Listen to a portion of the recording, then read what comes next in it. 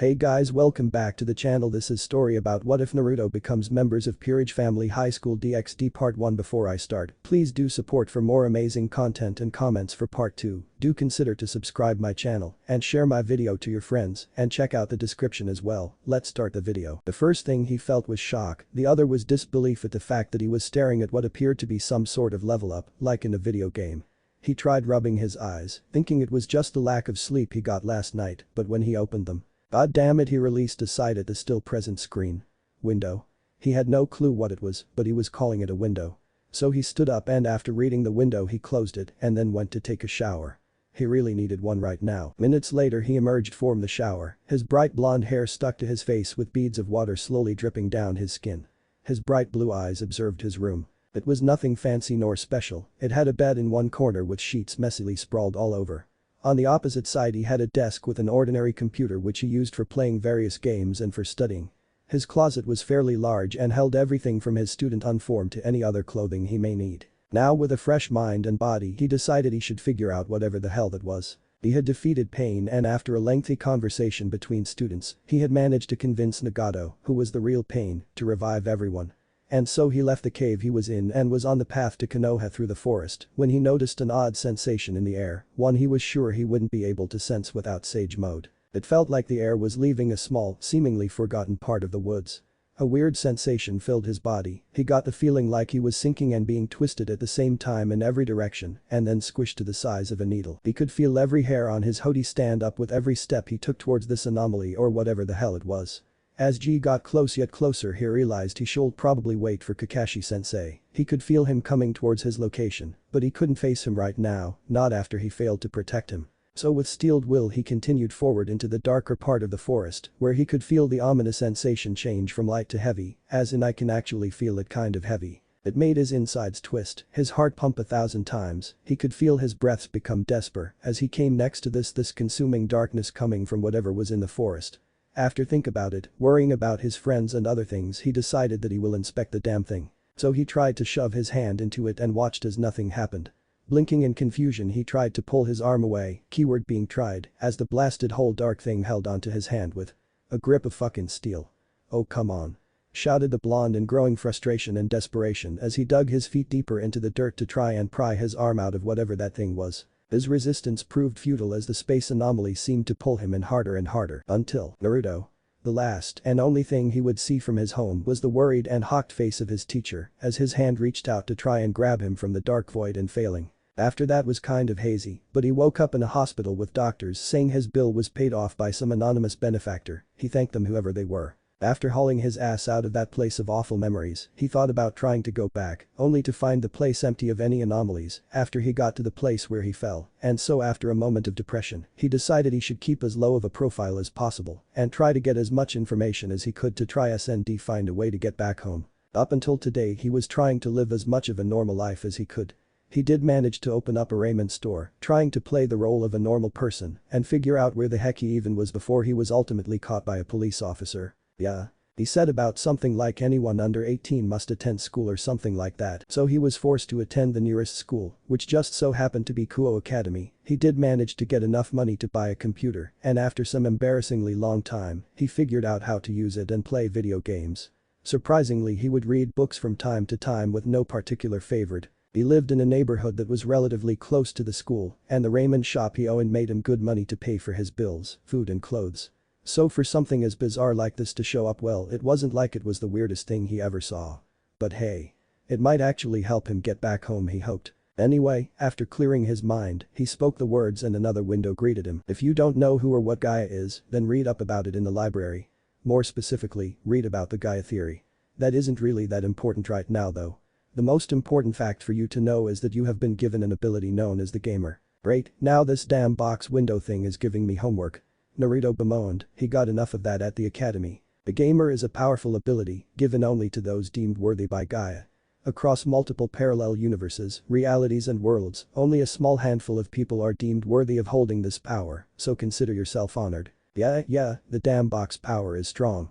Naruto groused, now tell me what it can do. Okay, obligatory impressive speech, over. Now we get to the meat of the matter. The gamer has the ability to turn repeated actions into skills. It doesn't matter what you can do, fire lasers, swing swords, fly or whatever else. Anything can be turned into skills, even something as mundane as washing the dishes. They can, however, also be acquired through the shop via special tokens dropped in dungeons. That's really weird. Naruto sweat dropped as he read the last part. Washing dishes. Seriously? Well, at least the dungeon sounds cool and useful too. He could probably use it to grind money if his shop ever fails, or the other source of income slowed, which he seriously doubted that it would. Almost uniformly, all aspects of the gamer are invoked verbally, as you have no doubt surmised by now, but they can also be invoked mentally. You have it several pages with information and abilities that you can invoke merely by saying the name of the page. First, the status page. This displays several things, your stats and perks, your current level and your current HP and MPS PCP, as well as your flaws, special status, inventory and currently equipped equipment. Next is the skills page. This displays all the skills you have learned, as well as their current level, a small description of what they do and their effects. The perks page shows you your current perks and their effects, while the flaws page shows you all of the current flaws that you have, as well as their effects, negative or otherwise. The quests page shows you all the quests you are currently undergoing, as well as the quests you have completed in the past. Finally, the reputation page shows you your standing with various people, groups, leaders, factions and deities. Naruto blinked at this. It was a lot to take in, but the blonde ninja suspected that this would be very useful once he actually knew what the hell all of that blurb meant. There is one final thing to inform you of, gamer. Every single person who receives this power has had one of three reactions. Some choose to try and ignore their power and carry on as they did before they were granted this power. That never turns out well. Some become a force for good or evil using this power. The majority of people who receive this power take this route, although not many survive taking the evil route for some reason. The final route people choose to go is that of the original and first wielder of this ability. Survival. Regardless of which path you choose to walk, life as you once knew it is gone, never to return. You could at least sound sympathetic, you bastard. Naruto huffed indignantly. Now, this concludes the introduction. Kindly read the rest of the guide for more detailed information on all that has been mentioned previously. More information will be added as you discover more aspects of your ability. All that is left is for me to wish you good luck as the chosen gamer of your world. The Game Master, Han-Ji-Han.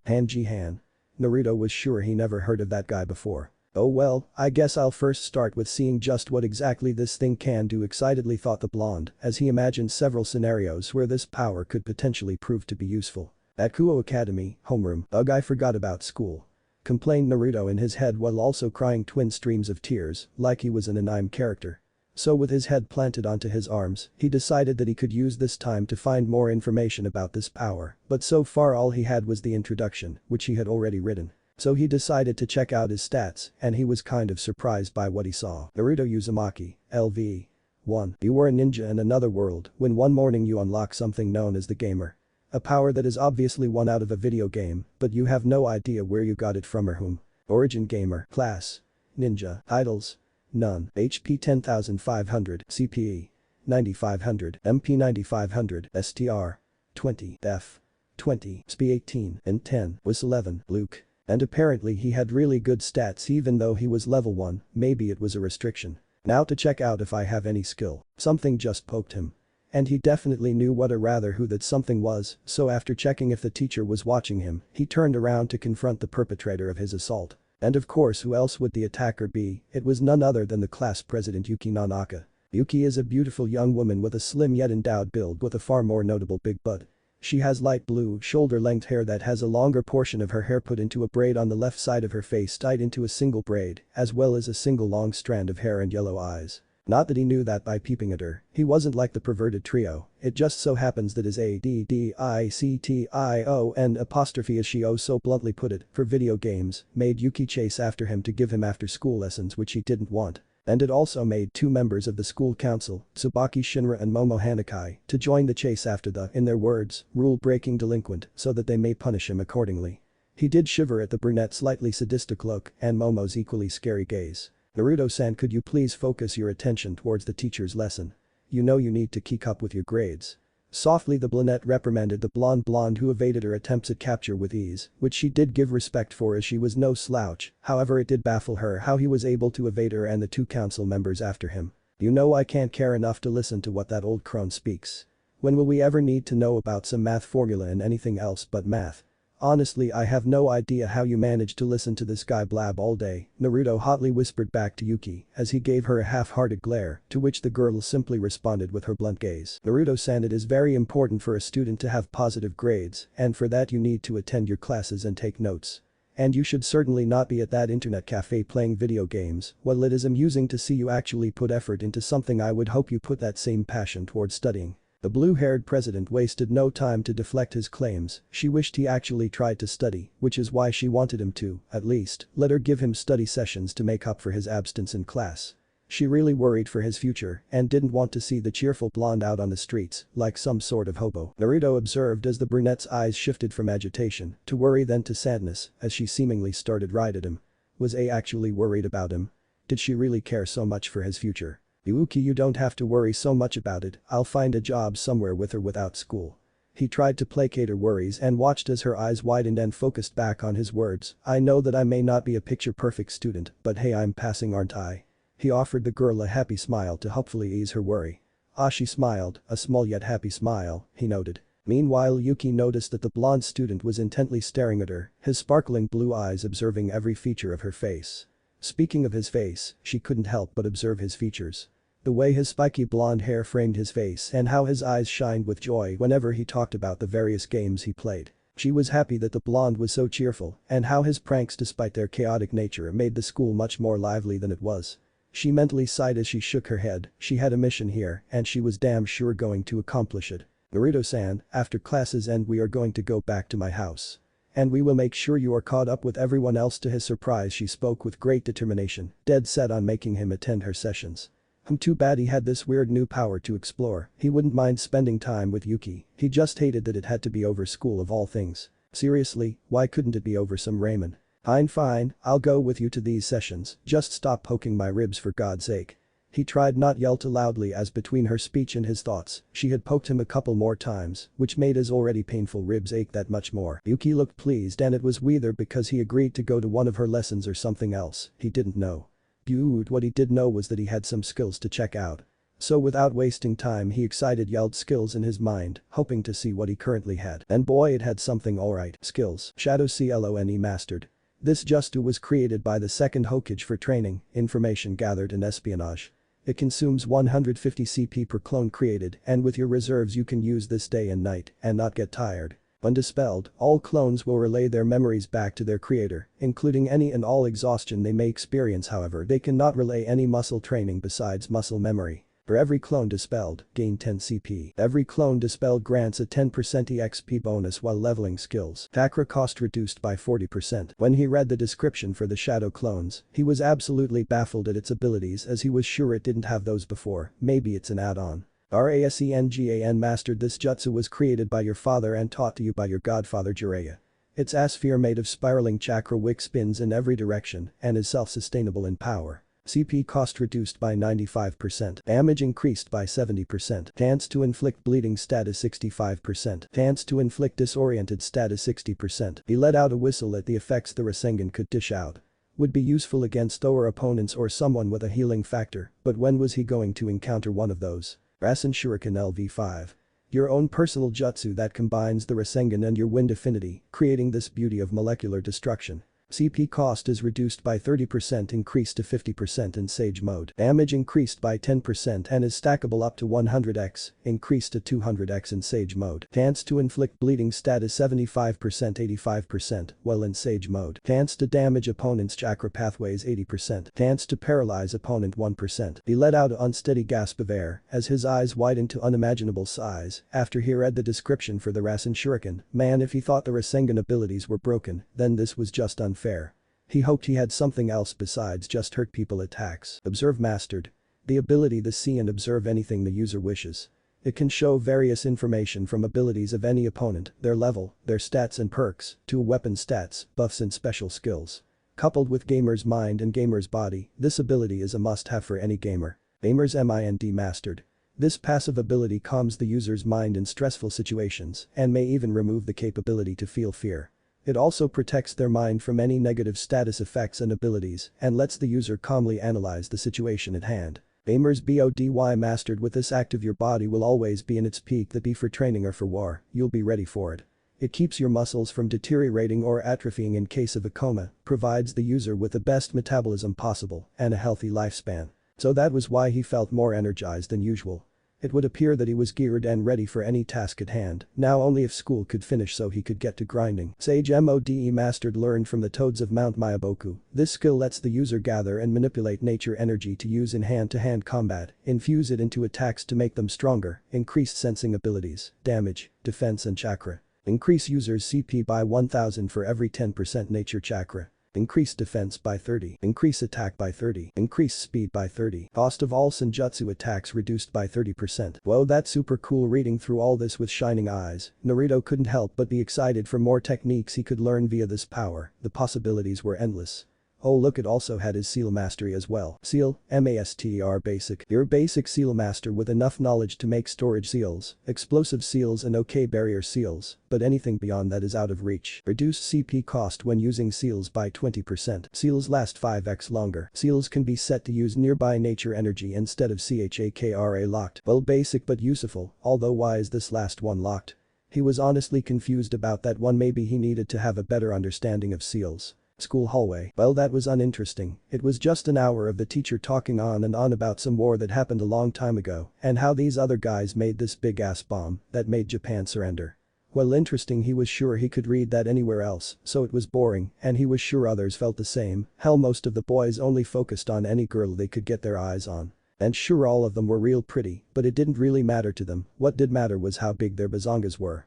And those three guys, they just made his head ache so much at how uncontrolled they were. He even caught them trying to steal from the girls' locker room once. He let out a chuckle at the memory of the beating they got from the kendo club after that one. They couldn't look at them for weeks. Hi. While he was occupied by his thoughts, he failed to notice a feminine figure, so they inevitably crashed.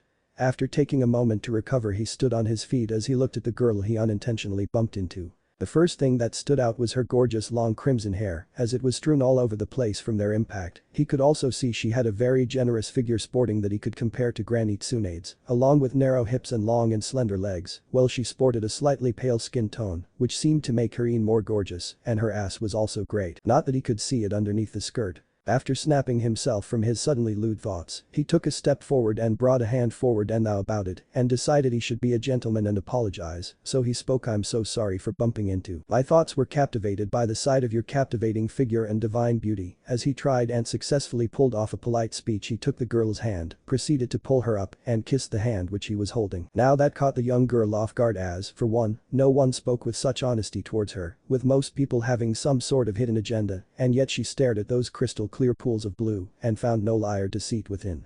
Coughing slightly, she replied, "Well, I accept your apology and am quite flattered by your words.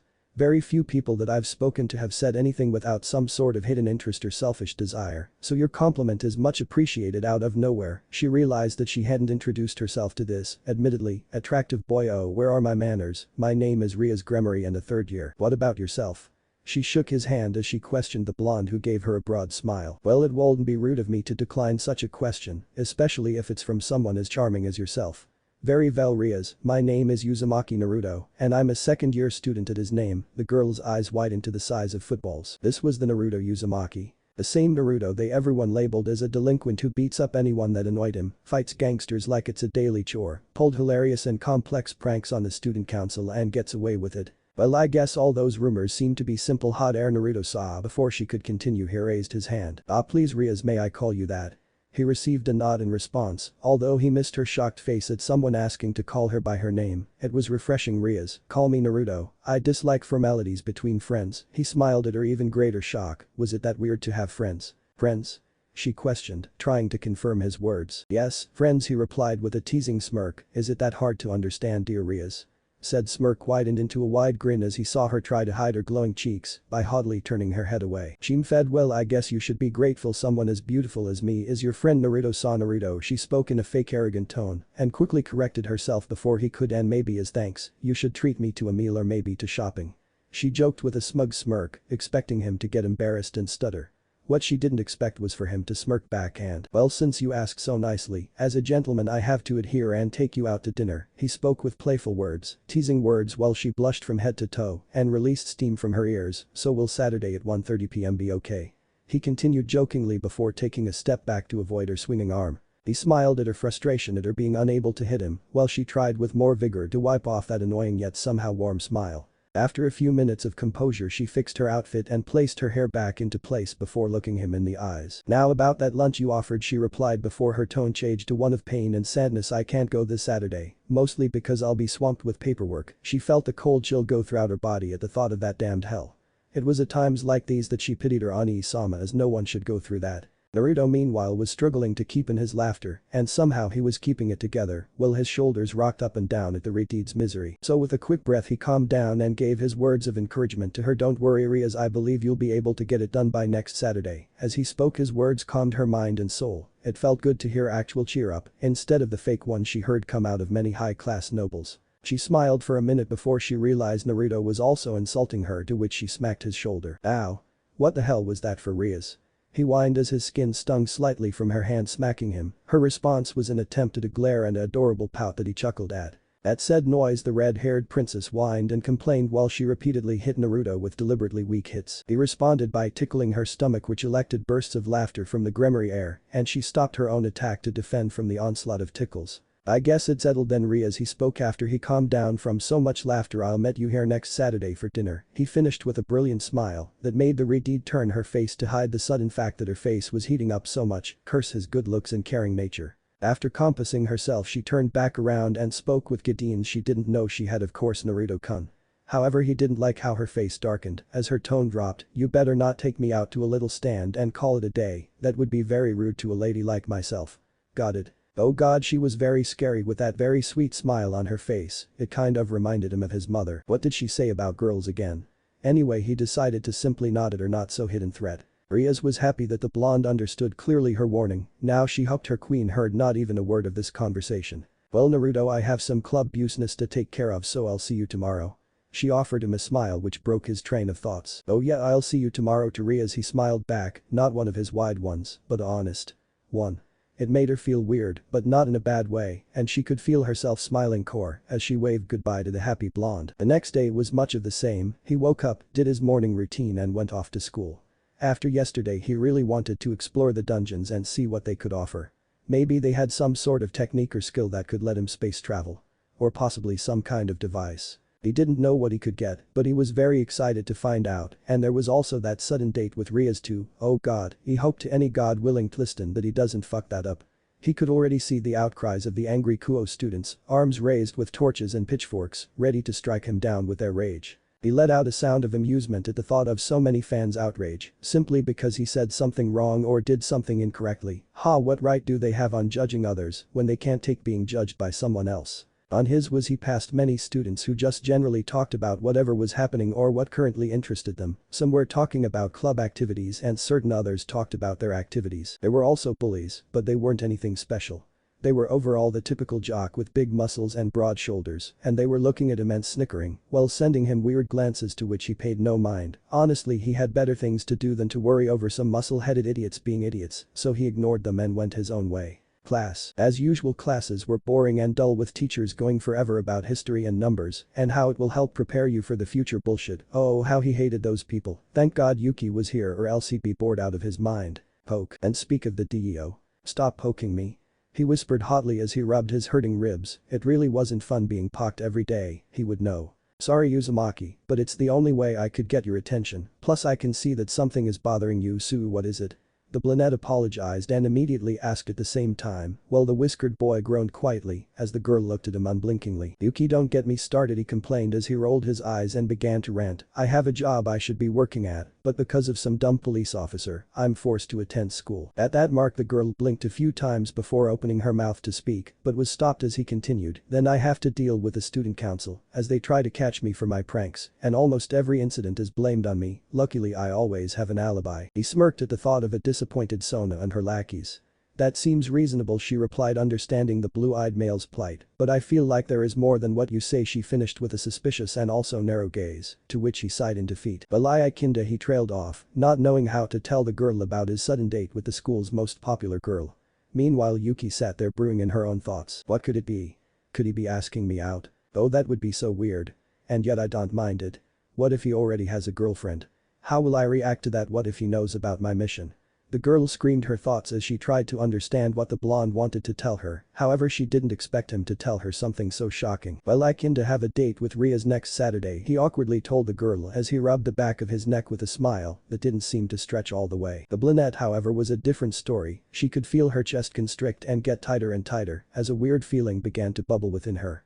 However, Yuki, being Yuki, ignored the weird feeling and looked back at her companion, who was awkwardly waiting her response, to which she would gladly oblige. "So you were asking me about dating advice, Uzumaki? Didn't expect you to be the type to ask a girl out," she gave her reply in that trademark uninterested yet cold tone, all the while wondering what this feeling within her was, as she wasn't accustomed to this sensation. Naruto meanwhile was pouting at her words. "What the hell does that mean, Yuki? You think I can't ask a girl out?" He spoke while trying to keep as low a tone as he possibly could so as to not alter the teacher or the class. Which failed, whoops. So he faced the middle-aged man as he started at him with a gaze odd 1,000 suns. "So Uzumaki, do you wish to tell us what is so interesting about Miss Yuki?" He questioned with a raised eyebrow while the blonde broke out in a sweat and began to sputter words of denial and how the teacher must have heard wrong, which only made him angrier. "Enough with your babbling. Get your ass to detention, now." He shouted so loud that he was straining enough to glow red with fury. So, with a shrug of his shoulders, Naruto packed his stuff and slung his back while waving at his classmates and a quick bye before he left the classroom to not go to detention and instead go to the school roof to try watching clouds like Shikamaru. And minutes after climbing many stairs he arrived at his destination. However, he did not expect to meet another person up here. After debating in his mind for a few seconds, he decided to approach the not-so-mystery person, lazily dropping his bag next to the doors, and slowly went towards them. He could see the person, a girl, he noted, had a petite body, very feminine with great curves at certain places, while still holding an air of femininity, and when he looked more closely, a body trained for fighting. He could see her short white hair sway with the gentle wind as she appeared to be eating something whilst listening to music, evident by her headphones and phone next to her. With a sigh of relief he sat down, took a single glance at his companion, then returned to gazing at the bright sun and clear sky, and he was able to keep his cool for a few minutes. Hey, what could he do? It was very boring without company. "So senpai, are you going to introduce yourself?" Finally the girl talked after minutes, now looking at him. And he in return, could clearly see her dull hazel slanted eyes, along with a soft face framed by two long bangs going down to her shoulders. Her clothes were the standard Kuo female uniform minus the shoulder cape and short socks instead of the full thigh highs. "Well?" she asked as she looked at him with a curious gaze, her eyes unblinking and her expression as neutral as can be. "Ah, sorry about that. I'm Uzumaki Naruto and I like making friends, ramen and training. I hate anyone who hurts my precious people, those who betray loved ones and family, and the time it takes to cook ramen. I mean seriously, I want my food now, not when it's half cold." He introduced himself before going on a rant about ramen being the food of the gods and how it should be a crime not to eat it. Her response was a hum, whether it was in agreement or not was questionable. "You know, it's common courtesy to introduce yourself," he smiled cheekily as the girl blinked once, then twice before finally speaking. My name is Tauju Kaneko-senpai," and she spoke still with the dullest tone he has ever heard. "Well, nice to meet you, Nico-chan, although please call me Naruto, being called senpai feels weird." He slightly shuddered while the young girl paused, gave him a look, before going back to her treat. During this Naruto thought about his family. What would they say? Would they be proud? He had lived without a family for all his life and after 17 years he finally met them in his mindscape. "Hey Kaneko," he spoke after a while, causing the girl to pause mid-bite of a chocolate bar and glance at him. "You ever live without family?"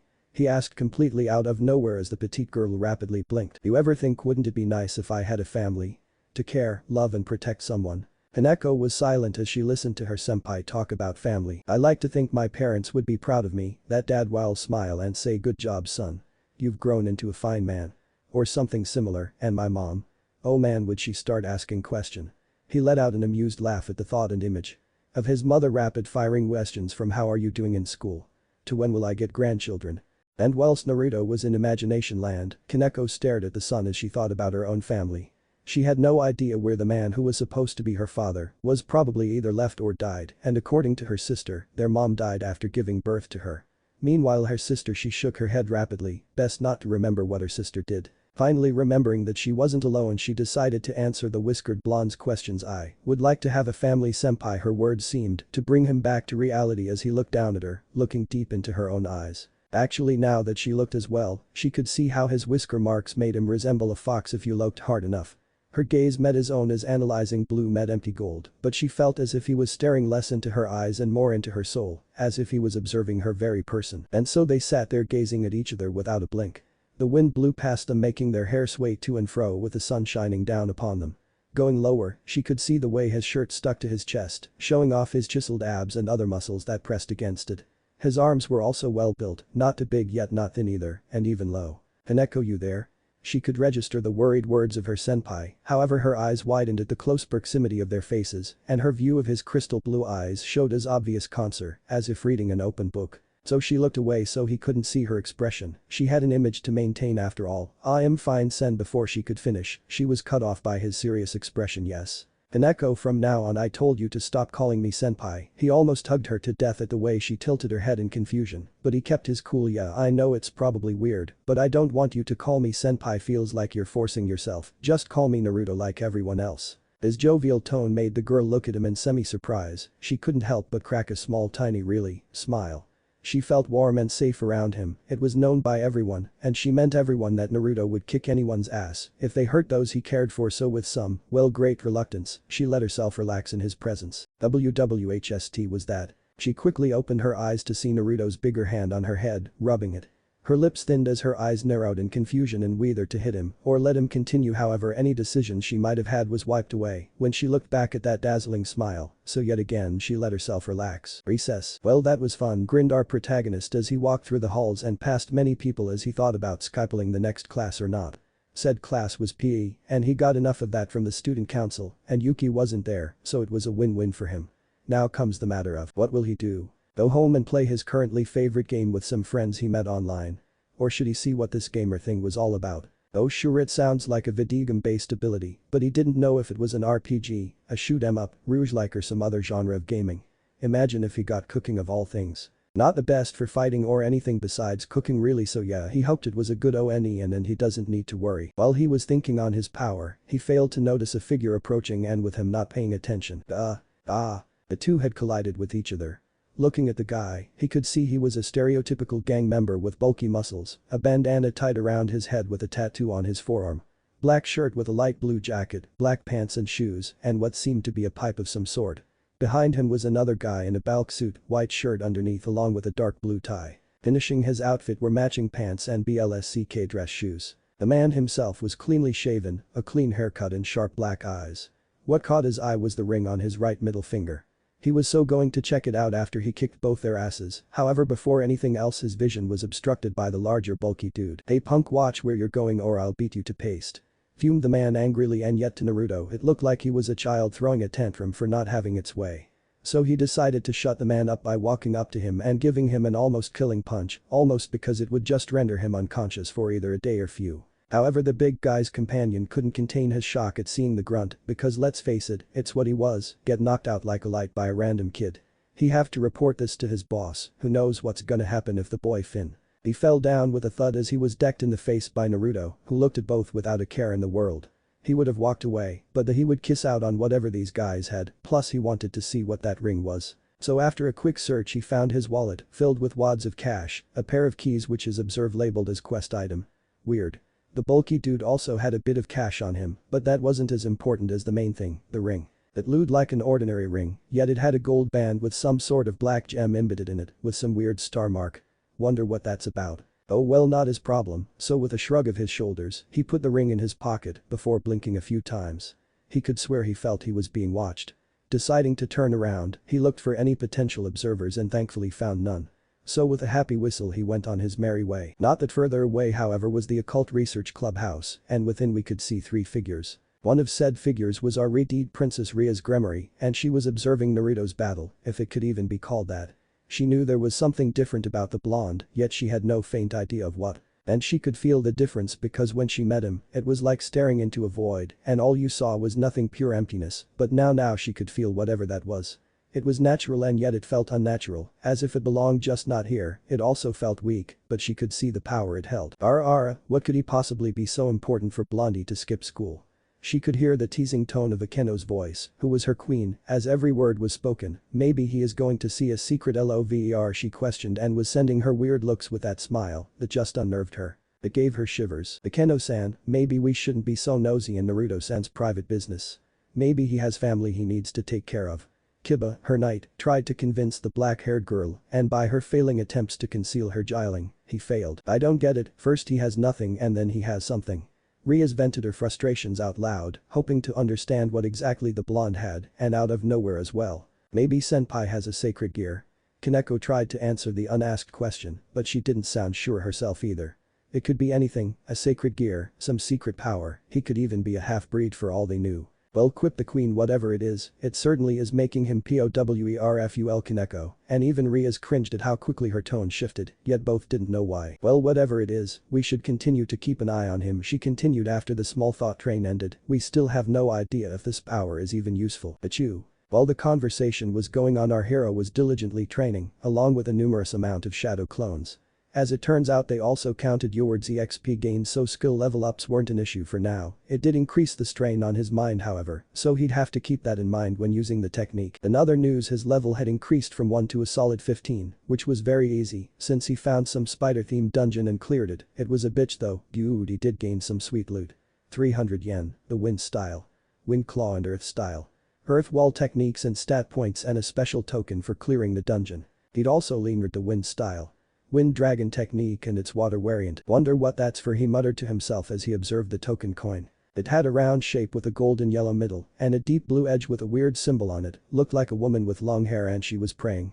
Yup, she was praying. Wonder what he could get with that. Russell, what could cause that? Maybe someone had found him out and was planning to take him out. But that though, he grabbed one of his kunai and took a mix between a defensive and offensive stance while his eyes observed his surroundings and searching for this mysterious opponent. How me fucking damn it will you get your ass out? He mentally roared out, the silence killing him. Drops of sweat could be seen falling down his head as he, with a semi-frantic mind, tried to find whoever thought it was funny to prank him, and they were fucked afterwards. Russell. Slowly from within the foliage walked out a figure with a bigger figure leaning on it. By the smaller frame and curvaceous bodies to him, it was obvious they were both girls. Their bodies were covered in scratch marks, shallow cuts still slowly leaking blood that was everywhere. Looks like they took quite the punishment, he mused to himself as he observed them with indifference, yet he couldn't help but feel sadness at their condition. As they were now, he HSD once been like that, alone, sadder than any child his age should have been. All because some assholes can't swallow their pride and belief to think maybe, just maybe they're wrong about someone. Whoa, okay, he did not mean to go that deep. Anyway, these girls needed help and suddenly his throat went as dry as a dessert, and he did not mean the good kind. He could feel his heart bash against his chest as the taller of the two looked at him with those eyes, those same dead eyes he had once seen every day in the mirror. Please don't let them take me, she choked out. I can't do this any longer, please. Her cry of despair plus the droplets of tears made his heart clench, twist and explode all in one. He definitely couldn't ignore it now, he had to help, and yes, this might be a trap, but he didn't give a shit when a poor girl was crying begging for help. And so when the monstrous beasts jumped out of the same bushes, with renewed determination he dashed and, with some application of wind to his kunai, swiftly slashed before they could make any sound. On one side about half of them were dead, on the bad side however some weren't. And he didn't like that. But before he could act, he had to dodge several tails that were either snake, lion or of different origin.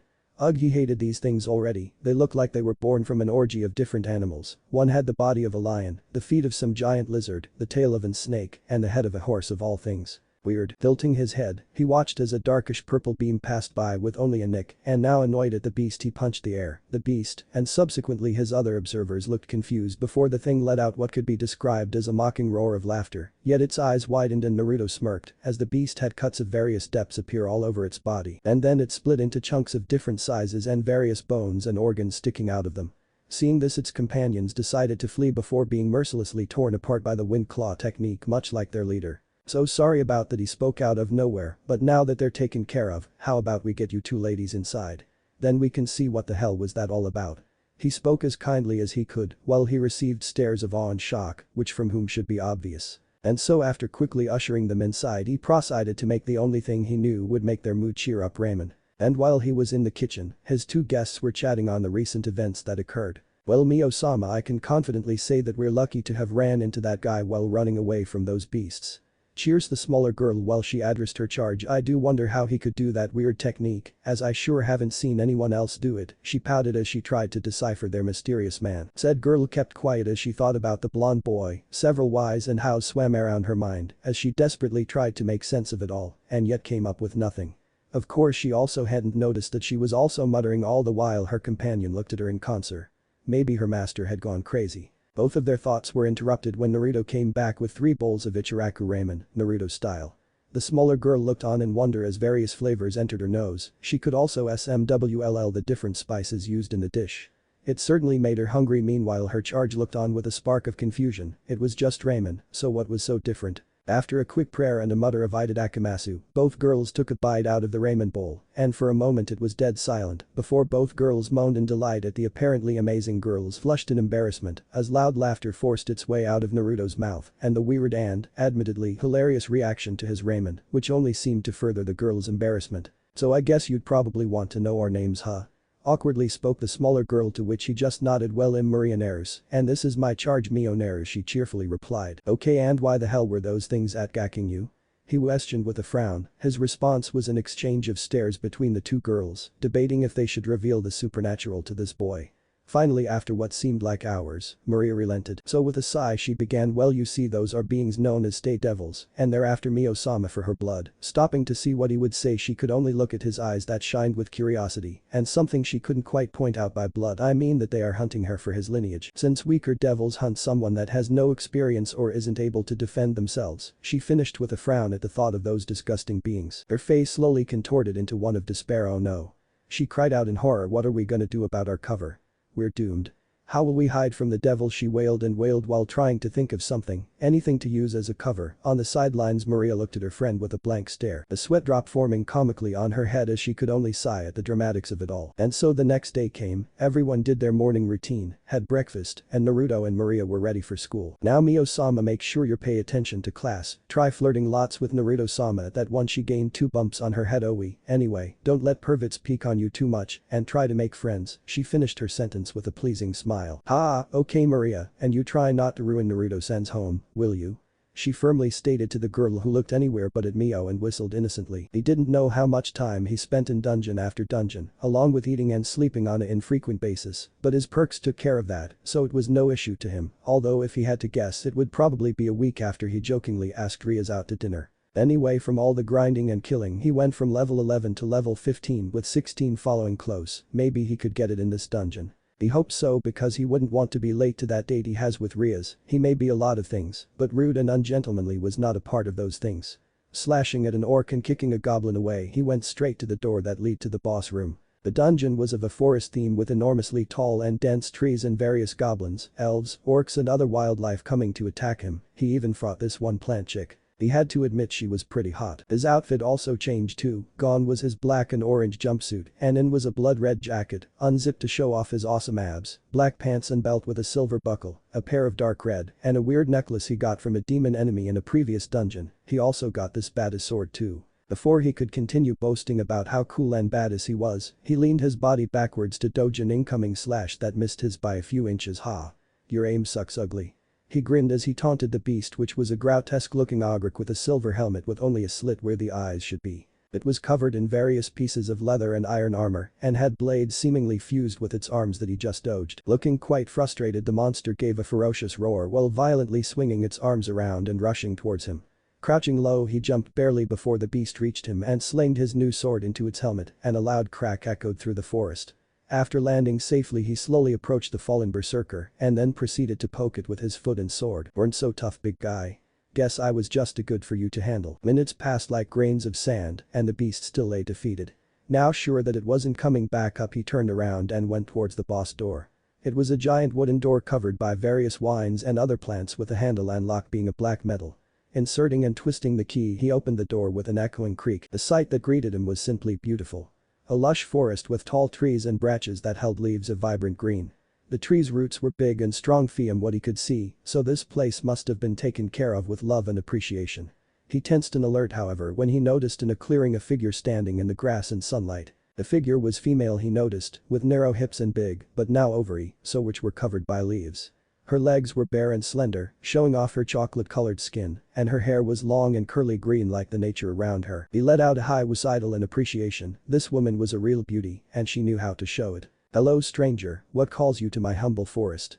Her tone was soft and gentle like the wind. The way her voice sounded made him relax and ease up. "Nothing much, just enjoying the sights, killing anything that attacks me." The usual, he replied with a carefree tone while shrugging. The woman merely laughed as if amused. My oh my, you're an interesting young man you know. Nature seems to love you, it calls for you as much as you would.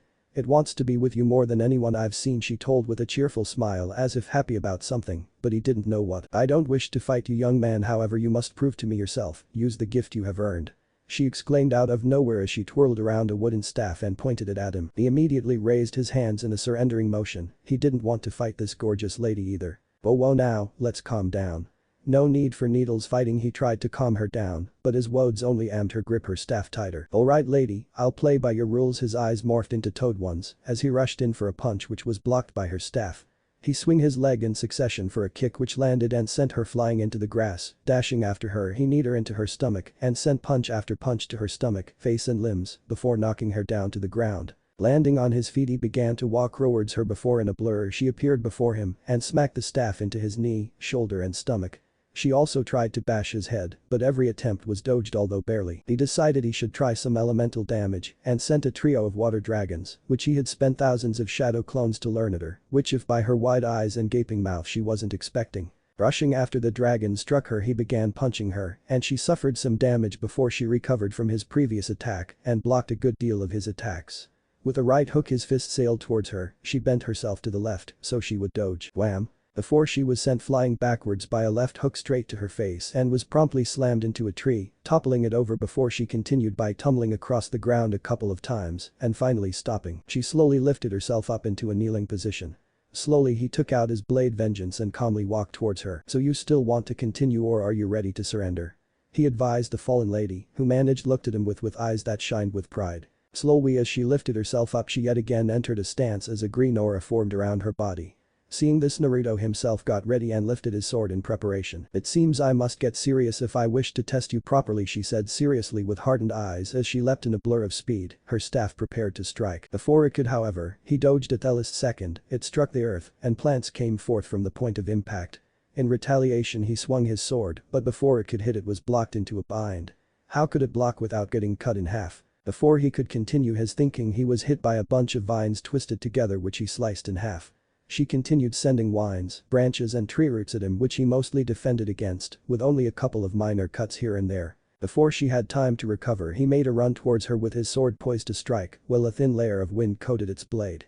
He swung to the left and as she dodged he swung to the right before twirling around and swung down from top right, leaving a bleeding gash behind. Her hand immediately went up to cover the wood as it slowly stitched and mended itself back together, and in that time he came right in front of her and with a strong hit sent her into the air before jumping after her. But the flat side of vengeance he hit her directly in the chest, that was returned with him getting hit in the shoulder. He then sent a punch to her stomach and followed up by smacking the flat of his blade into her face, beggar finally sending her crashing down into the ground with a hammer strike with his mana-powered fists. About halfway down he appeared beside her and kicked her again, sending her through several trees and covered her in leaves and branches. As she fell and slid down onto the ground he managed to slow himself with wind chakra, although it felt as if his coils were lit on fire and then struck by Sasuke's Chidori. As he fell onto one knee he thought about increasing his training. Maybe he should practice with his sword more and try mastering his techniques like Senjutsu and the Kyuubi's power. As he dwelled in his thoughts the mysterious lady began to regain her strength as she propped herself up onto her stick, which she used as a crutch. After minutes of her chest gasping and heaving for air, bouncing as she did so, she spoke, "Congratulations my new summoner, you have passed my test." She looked at him with a warm smile, while he merely gave her a confused stare. "Summoner? Sorry lady, but I can already summon toads," he replied while he looked at her with a tired gaze. "Toads? Ah, of course. You had to learn sage mode from somewhere. Well, no matter, for you will be able to summon me as an ally in battle and outside of it as well. I am a lady after all," she giggled before added, "I will also help you further your training in Senjutsu as well, so do not become lax in your own exercise. Well, I must be going, see you soon dear." With a wave of her hand and a smile, she disappeared within a weird circle and a flash of bright light. That was weird, even for him. Then silence filled the forest. Was he forgetting something? What could it be? Did he forget his training? No, it couldn't be that, he already trained before the dungeon. School was covered by his shadow clone who returned half an hour ago, so what could it be? His eyes widened when he finally realized, oh shit, I have dinner with Rias. With his shout he sent himself back to his empty house, quickly got into his shower, got out in record time, and dashed to his bedroom and put on his outfit with shaking hands. He did not want to be late. After getting dressed he locked the door and began a mad sprint towards the restaurant. He told Riaz where he would meet her. He hoped he would be on time. Wouldn't want to be like his sensei. At the restaurant, Riaz had a very interesting time between talking to Naruto and now. She had gotten teased by a Keno the rest of the day, went and killed some stray devil, and then went back to her home, where she proceeded to think about Naruto and her date.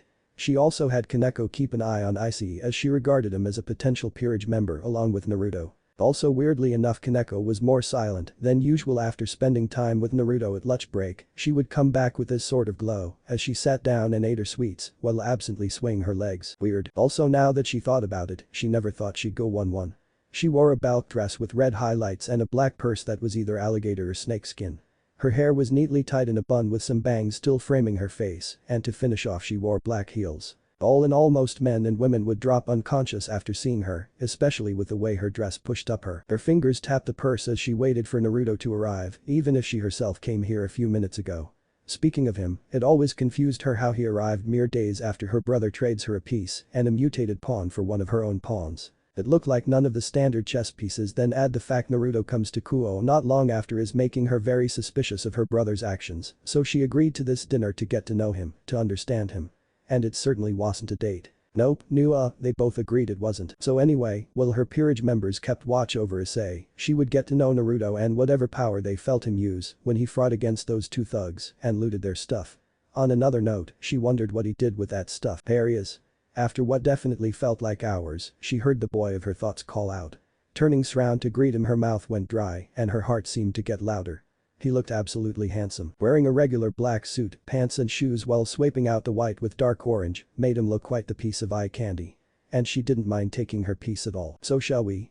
He asked, unknowingly breaking her out of her thoughts. Seeing his arm out towards her own, she shook her head in agreement and looped her own around his. It felt nice to have someone do this. Walking inside, she could see other people dining and conversing with each other while the couple looked their way before turning back to their own thing. Naruto, who was leading them to their table, looked at her and gave her a reassuring smile, which she returned in full grace. Finally arriving, he went forward and pulled out a chair for her. Madam, he replied in a faux butler-esque tone, to which she gave a mock frown and pouted before giggling and smiling herself. After taking a seat, a waitress has appeared to take their order and tried to flirt with her not date, who simply smiled at the woman who he thought was complimenting him, all the while being dense about her true nature. It was kind of cute in her opinion, with the way his eyes squinted as his smile stretched, giving him this look almost like that of a fox. She even let out a ladylike giggle. So Naruto, why are you so out of breath?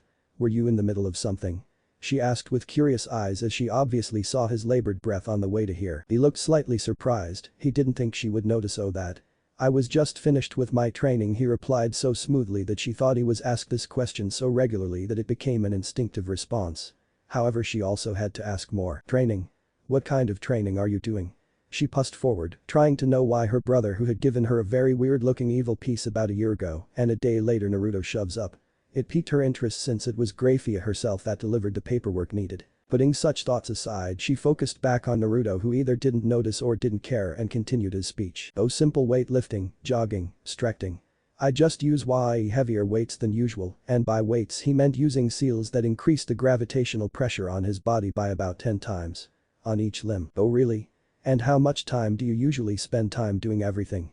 She was really curious as his PA records made it seem he was about average. Were they wrong, or was Naruto simply not trying? Scratching the back of his neck, he looked confused as he took a few moments to answer. Were about 5 to 6 hours, I think. I don't really keep track of time, he answered, but was unsure himself as the time in a dungeon was, by his understanding, either different, slowed to a point where it seemed frozen, or was frozen when he was in there, but he wouldn't know as that was just his theory. The knowledge about it was beyond him. As they continued their conversation, the waitress returned with their food and the bill, which suspiciously held a phone number at the back. She could feel her eyes narrow. Why were they doing so? Was she jealous? Why would she be jealous of her not date possibly spending time with that woman? It couldn't be that, it was impossible. So Naruto, what do you do besides train? Do you have any hobbies? She continued asking. She really wanted and needed to know more about him if she wanted to understand the weird power he showed that day. She also hoped Sona didn't have her eyes on him. He adopted a thoughtful look as he narrowed his eyes. Well, I do like to play pranks. One time I even managed to prank an entire clan back at my home village. They had dyed hair and itchy clothes for a month. He let out a joyful laugh as he reminisced on his time back in Konoha. I wasn't a very well-educated or well-mannered kid either. Being an orphan does that to people. His face grew solemn as he talked about some of his darker days. During their conversation she had either ignored or simply didn't notice a pea stake on her left cheek, however he did. So leaning forward he reached his hand out to grab it. Riaz immediately focused on the fact that he was inching closer towards her. What does he want? Is it a kiss, or maybe my hair is wrong, did I forget something? As he fell deeper into chaos, his hand finally reached a piece of meat and plucked it off of her face. Finally noticing the stray bit of food she simply let out an ah in realization, then her face burst into a colorful shade of scarlet as Naruto proceeded to throw the piece of steak into his mouth. It's like an indirect kiss. Obviously her throughs weren't helping as her mind showed images of them kissing, holding hands and other things couples usually did, it just made her face burn brighter. After the goofy yet fun dinner they walked around the city for an hour or so, all the while they made stops along the way. The first was an ice cream shop which she asked Naruto to buy her some. After going inside he had returned with strawberry ice cream for herself and orange for him. When she asked why he gave her an odd look before answering, because orange is the best color, so orange ice cream is also the best. While weird, it did make her smile, something that he returned with an even brighter smile of his own. After that they went around aimlessly as she continued to ask him questions about his home village, which she learned was named Konoha. She also learned about his friends, more of his pranks, and even the people he considered most precious. His Jiji, who was apparently the leader and a sort of grandfather to him, Iruka who was a teacher and brother figure to Naruto and Finlay, the ramen chef Tucci, and his daughter Am who gave him free ramen when couldn't pay for it himself. Knowing how kind he was made her smile for some reason. Continuing their walk they went to an arcade after Riaz mentioned it had games and prizes which Naruto found exciting.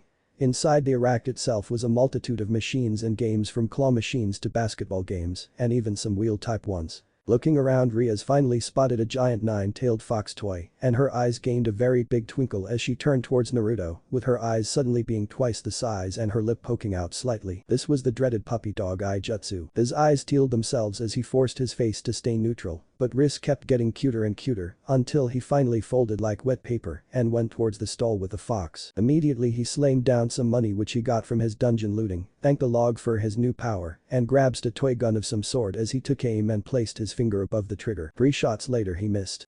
Looks like your aim sucks kid, said the owner with a smile as he thought about how he rigged the gun to always shoot just slightly away from the targets. Hell no, I'm not giving up until I get that fox. Yelling with a burst of determination he slammed down more money, took the gun, and with a steady breath he took aim and shot once more, hitting 2 out of 5 targets. This caused him to slump down in sadness as he drew circles with his finger. Riaz looked, seemingly amused by Naruto's silly behavior, and covered her mouth with her hand to try and suppress her giggles. Hearing her not-so-hidden giggles he lifted his head up and gave her as much of a glare as he could, although it didn't seem to work as her giggles seemed to slowly shift into muffled laughter. He couldn't stop focusing his eyes on her as he observed everything about her, the way her eyes shined and brimmed with joy, how her long crimson hair swayed in the gentle winds, and how bright her smile was. For reasons he couldn't quite know he began to smile himself, not one of those forced grins he showed to everyone in Konoha, but a real heartwarming smile only his precious people would see. As she slowly came down from her joyous laughter she noticed his smile and how different it felt to his usual grins he showed to everyone at school. Something he didn't show anyone, but it made her feel warm somehow, like she found some hidden treasure. Well Riaz, since you seem to be enjoying yourself, would you like a try? Naruto brought her back to reality as he offered her the toy gun. Looking at him she replied, how about a bet? She gave him a gentle smile as she spoke. In response he raised a brow, to which she continued, if I manage 10 shots without missing you're taking me out to dinner again sometime next week, she finished before she gave him a challenging gaze, eyes burning with determination. Feeling pumped himself he dug into his pocket and slammed down some more money. You heard the lady, old man, more shots. He yelled enthusiastically. Riaz sent him an amused smile, and he smiled back. I gotta warn you Riaz, I haven't lost a bet till today, and I'm not breaking that streak now. He gave an enthusiastic speech about his devilish luck and how badass and awesome he was.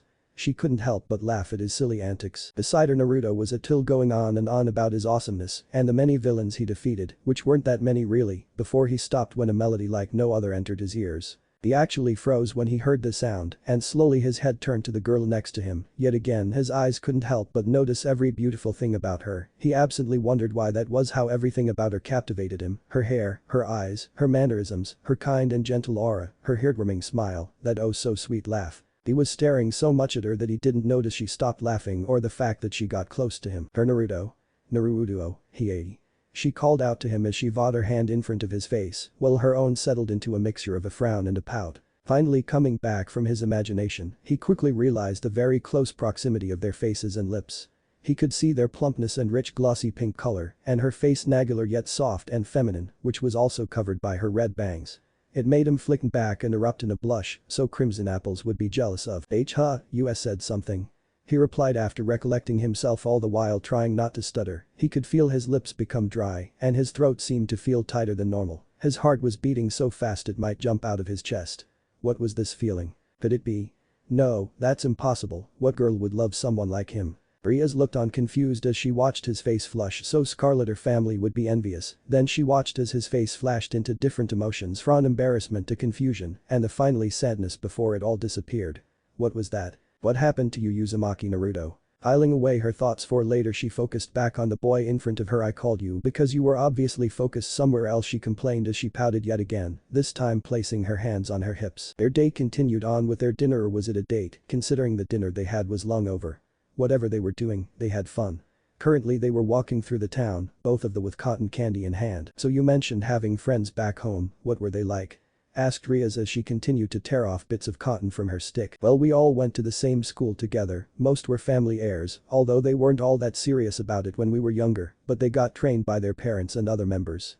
2 of them were kinda arrogant and stuck up, but I got one of them to change by kicking their ass. He proclaimed with a bold grin as he remembered the Chunin exams. One of my friends was kinda crazy, since his dad was always pushing him to be better, training him with weapons and such.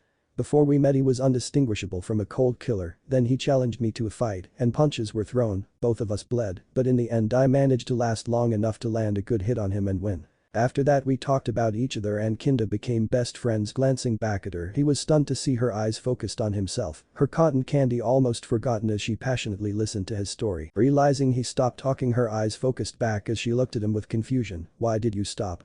I wanna hear the rest, she whined much like a princess who did get what she wanted. Well, after that one of my classmates decided it was better for him to go join this notorious mob boss so he could train and avenge his family that was killed by his older brother.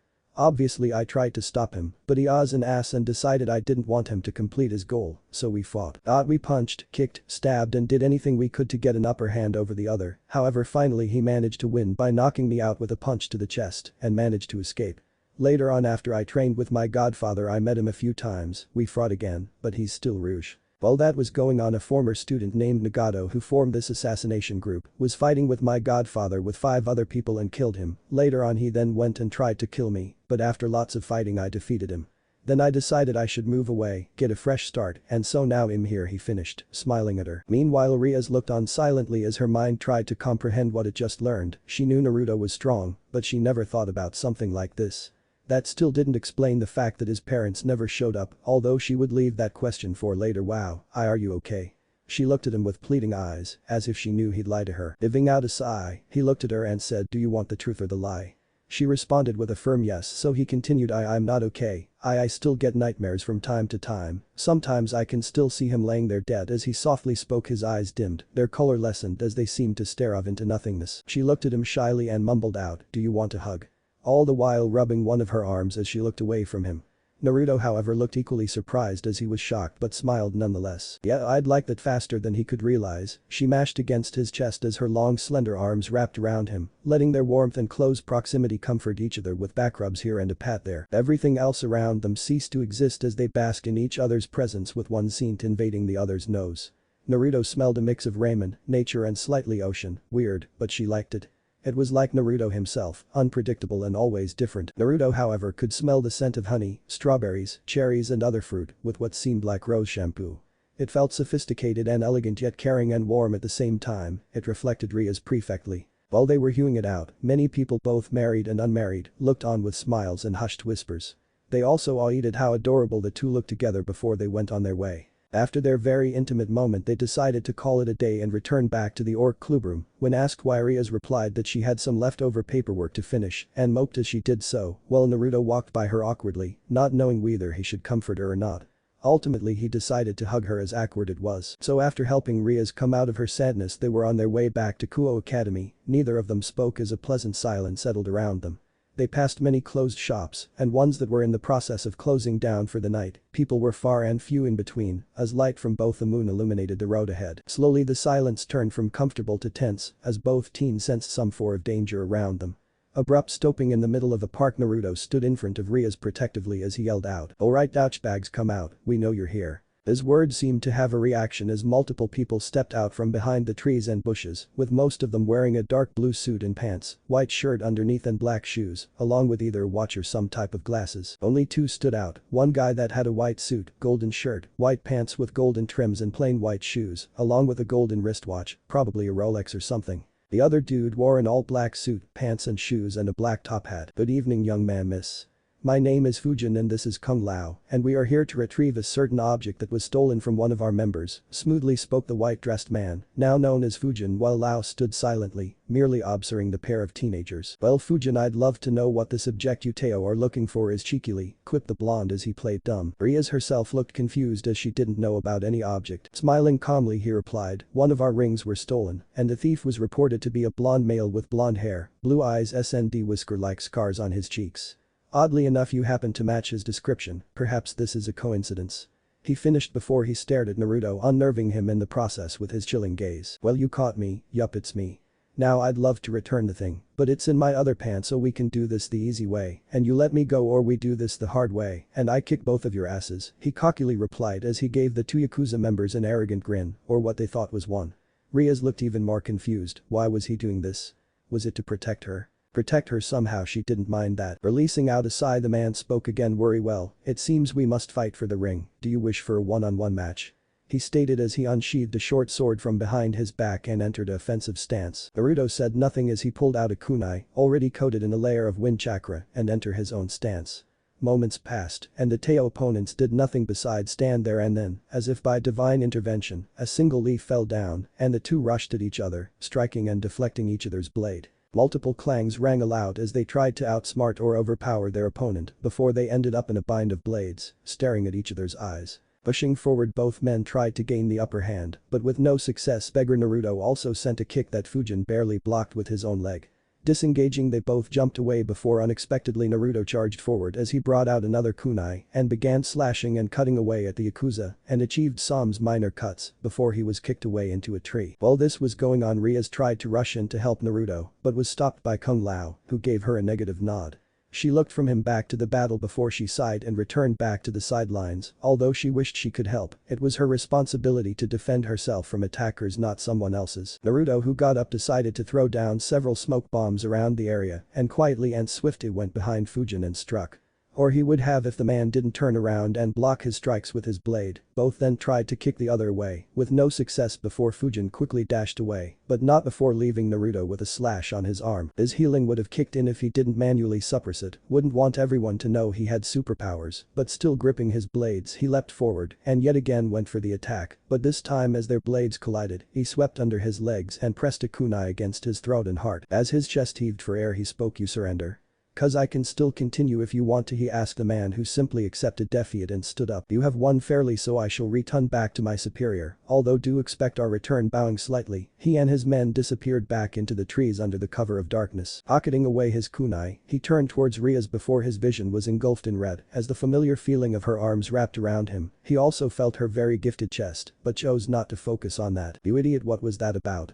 You could have gotten yourself hurt," she cried as she began to breathe heavily. "Hey, you sav that nothing happened." He looked at his arm before he continued, "Well, almost nothing. I should probably get that bandage. Wait a minute, I may have some spare bandages with me." As she rummaged through her purse, she did pull out a roll of gauze what she began wrapping around his injured arm and also scolding him for being so reckless and stupid all the while. He simply smiled at her. Now that his arm was all patched up he went his way since the school was nearby, or so he thought, as Rias gabbed onto his uninjured arm and walked alongside him. Looking at her with a raised eyebrow he asked confused, "Where are you going?"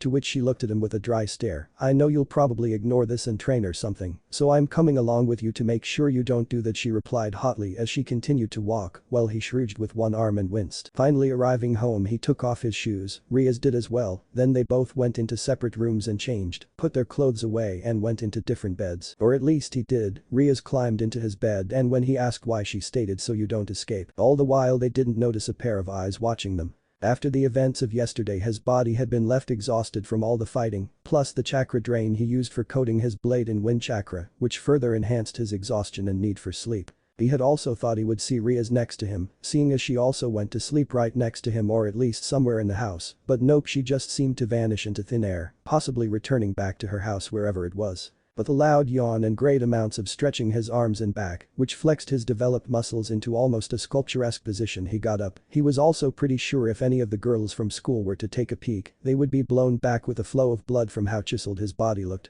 Now it wasn't anything like those bodybuilders here in this world, but more like an athlete, lean, compact and firm with great shape. And with that he also got out of the bathroom. Now done with his morning routine, he went head on to his kitchen. Along the way he thought about those two girls he saved a few days ago from those monsters. H learned their names were Mio and Maria Neres, with Maria being Mio's guardian after her human parents died, which meant she may have both or one parent being some sort of supernatural creature, but Maria said they were hunted by devils, so logically it had to be a devil, right? Walking into the kitchen he was caught by a stray loud yawn, and when he reopened his eyes, he was greeted by one of the occupants of his residence. It was Maria. If her small, lithe form wasn't already a clue, although something was odd about her. It took him a few minutes, but when it clicked he realized she wasn't wearing anything but a simple white apron. His mind promptly shut down and he stood there with blank eyes. While he was coming to his senses he would swear he saw Christopher Walken in front of him. Turns out it was just Maria looking down at him with confused and concerned eyes. "Morning Naruto-sama, although I have to ask, why did you suddenly fall down like that?"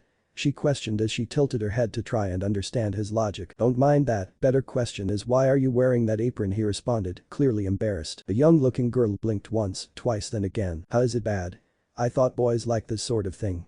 She was becoming so confused her eyes were spinning in spirals. "No, it's not wrong. What is wrong however is the fact that you have nothing underneath it," Naruto responded, still slightly flushed as he tried to not look in her direction. Oh, maybe she should have thought about that. But before said conversation could continue, a still drowsy and sleepy Mio walked in, slouched posture and all. "Morning sleeping beauty, how was your nap?"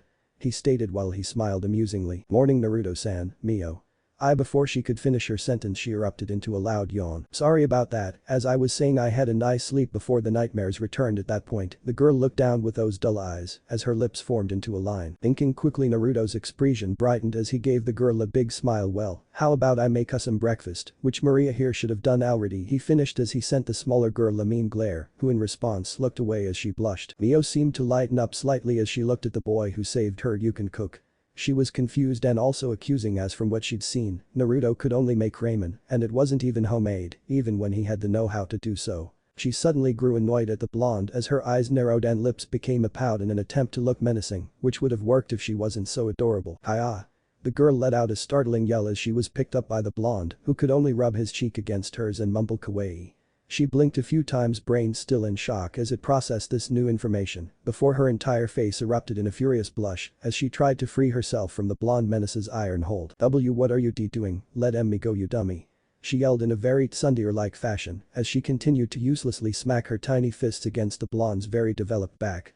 Her every hit let her brain know how every inch, every muscle felt as it contracted and relaxed, how firm every area was, and especially how hard his muscles were. It made her face turn a couple shades darker at the image of a suddenly naked Naruto. While the embarrassed Mio was battling her own mind, Naruto and Maria were having very different responses. Maria was covering her mouth with both of her hands, cheeks blooged and eyes teary as she tried to contain her laughter, while her legs barely managed to stand still with all the shaking they were doing. Ultimately she failed and went into howls of laughter. Naruto however had a very different reaction. His eyes glowed with happiness, his mouth a gentle yet happy, truly happy smile, as the redeed struck his back time and time again. It made his mind at ease, knowing she wasn't as bad as he thought he was.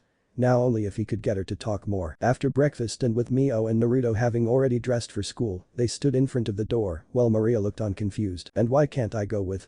she questioned in a whiny fashion as she folded her arms across her almost non-existent chest. "Because you look way too young for a high school, so you're staying here. Now if you need anything get my wallet and go to the store nearby. Don't go into my room and don't make a mess," he sternly told her as he opened the door. "We're going." Before he could say his goodbye he was greeted with the face of someone very familiar, the same someone who had escaped his residence. "Heyo," Naruto replied, said escapist who tried to appear as innocent as possible, even though her smile was clearly fake to all three people watching. "Riaz, where did you go and how did you escape while also not wake me up?" Naruto immediately asked her. Riaz tensed, her mind scrambling to try and give an appropriate answer while also not reveal anything about her true nature. Her eyes blinked and looked to and fro many times as she fidgeted with her palms and hair. Well? He continued his questioning as his brow lifted in response. You want to tell me, or he left the last part unsaid. Well, you see, when all hope seemed lost, an idea struck her like a bolt of lightning. I had woken up early today, and I did think to wake you up, but you see, you looked so peaceful while you slept and very cute if I might add. Then I checked my phone for any messages and found that my vice president had asked me to come by and sort out some new books that had arrived, so I tried to get out of bed. However, you were holding me in a very tight grip, so with all I got I tried a few times to pry myself away, but you proved stronger, so I had to try again. As she recalled her tale, her small audience of 3 had different responses. Mio had glared at Naruto with folded arms and a tapping foot. Maria had a recorder. Where did she pull that out? And was recording her story. Naruto himself looked pretty surprised, and was that a blush she spied? She almost giggled. She almost giggled because she was a lady, and ladies didn't chuckle. They laughed, but they didn't chuckle, not at all. So when I managed to free myself from your monstrous grip, I quickly put on my clothes. As A tried to continue her totally real story, she was cut off by a scream from Mio. What? You two were naked? She shouted with wide eyes, her face getting redder and redder by the second. Now it was Naruto's turn to look frightened as the smaller Reed glared at him, waiting for an explanation. However, he was saved from further panic as Rias continued to talk. No, we weren't naked. Well, I was, but he wasn't. Anyway, I made a mad dash back to the school and got a good distance before I got exhausted, and then I came upon this old lady who had just gotten robbed, so I had to help her. It took us an hour or so of searching, but we found the thieves who upon being discovered tried to attack us, and seeing as I knew some basic self-defense, I defeated them. After that I finally barely arrived, so I had to take a shower from all the running, and then it took me another hour and a half to sort and store all the books accordingly. She finished with a bright smile and closed eyes. Naruto was befuddled, and some might say that was because her story sounds ridiculous, and it was. But it eerily reminded him of his sensei. At the thought of Kakashi-sensei, his mind decided to dig up those last moments he tried so hard to bury, his wide concerned eyes, how his pleading voice could be heard in his sleep. It made Naruto shudder as he glanced to the floor with images of his friends all together and smiling, memories of former enemies like Zabuza and Nagato, who was still a sore subject for him. Then came Am Nichan and Old Man Tucci, Old Man Kage, Granny Tsune Jiraiya too. Nah, what was that? Bruti, someone was calling for him. Naruto. He saw brought back as Mio slammed her palm against his back with a shout of his name. So glancing towards her, he responded in a relatively dully and somehow uninterested tone.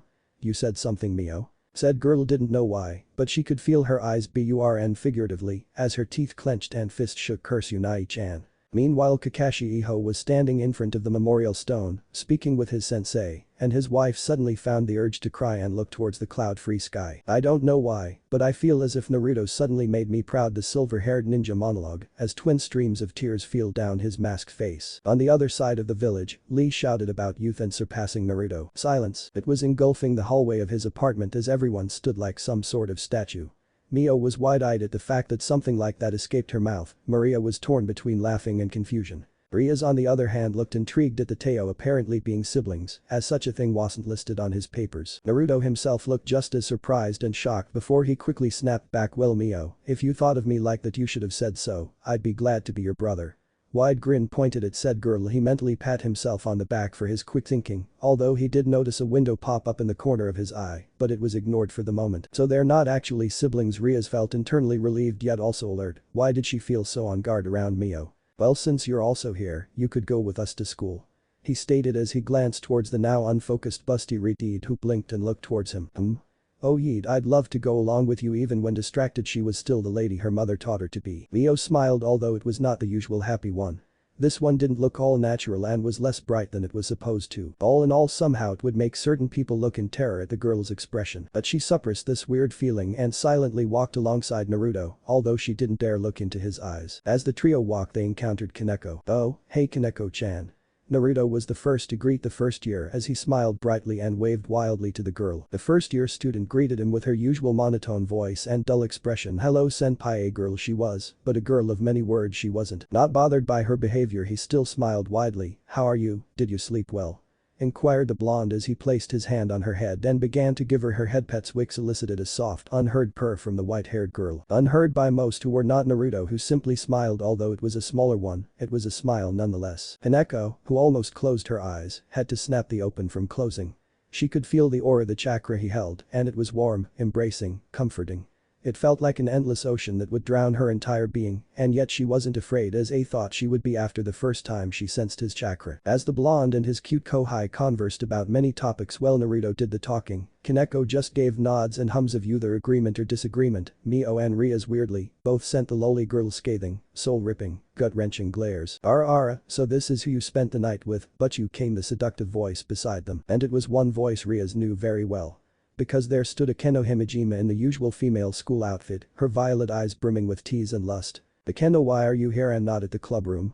Ria's tried poorly to change the subject, and Akeno felt that she could humor her king today. Well, but I felt like I'd walk along with you to school. Now imagine my surprise when I see you walking with Uzumaki Naruto, a mystery girl, and our dear little Kaneko-chan, replied the brunette with her kind smile. The rest of their walk was uneventful. Oog, he was bored. So bored he might play a prank just to relieve the boredom. Maybe he should annoy someone, but who? There's Yuki, but that wouldn't be any fun. Say, I can prank him when he pervs with his buddies, so not right now. Well, there is Tsubaki, but I'd rather prank the student council as a whole. Well, guess I'll have to bother Yuki. When he turned around he could find said girl staring at him, as if she knew what he was going to do. Hey Yuki, wanna go ditch class with me?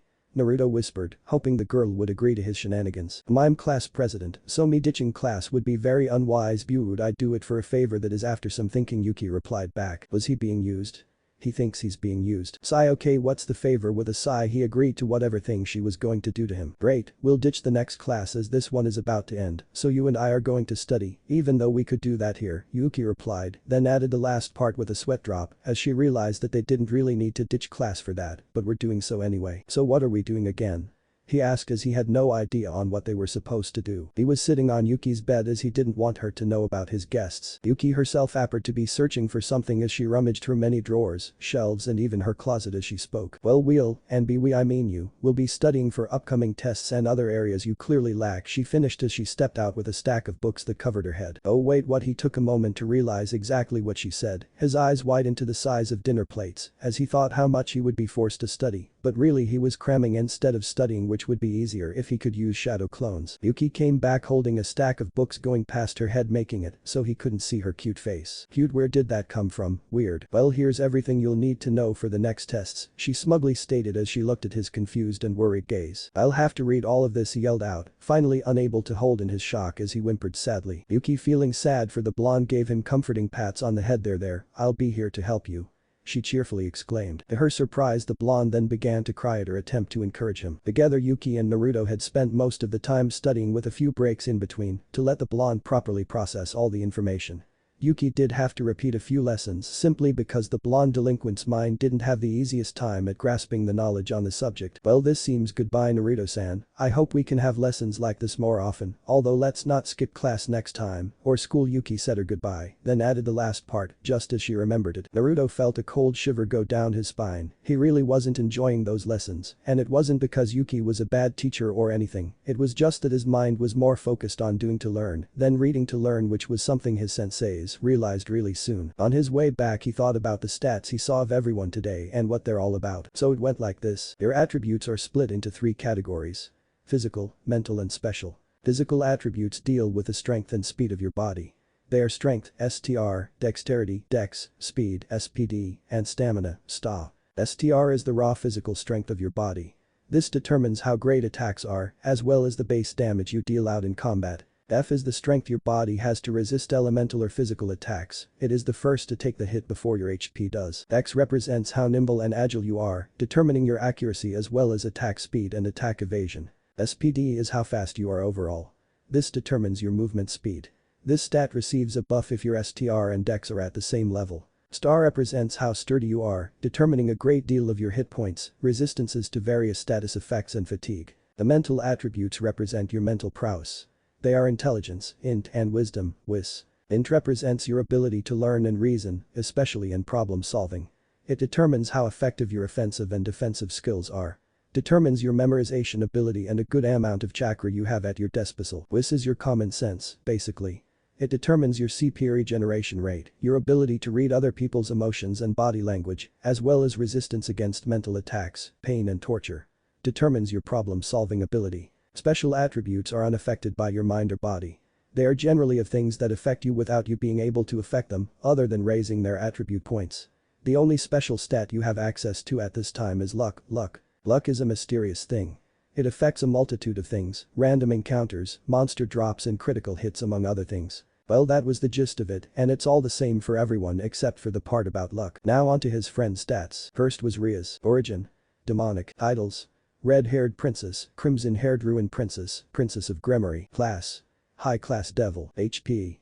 4900, MP 1000, STR 15, F11, SPD 13, Int.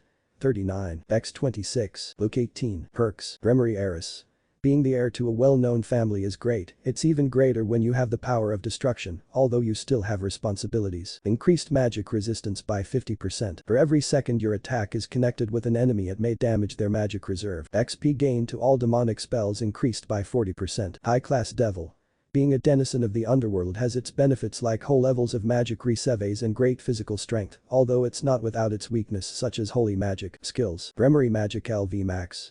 As a Gremory you can manipulate magic in almost any way you can imagine, although it will take greater effort to do so. Increased XP gain for all demonic spells by 80%. Decreased cost for all demonic spells by 80%. For every 10 LV and 5 spells gain 2 additional attribute points. Hour of Destruction LV max. Cost of all demonic spells decreased by 60%. Damage and speed of pod spells increased. For every second your attack is connected with an enemy it may inflict burned within status effect. Chance of pod inflicting destroyed status. 100. Magic resistance increased by 30%. He let out a whistle at the thought of all those buffs and effects. Ria's was pretty strong in his opinion.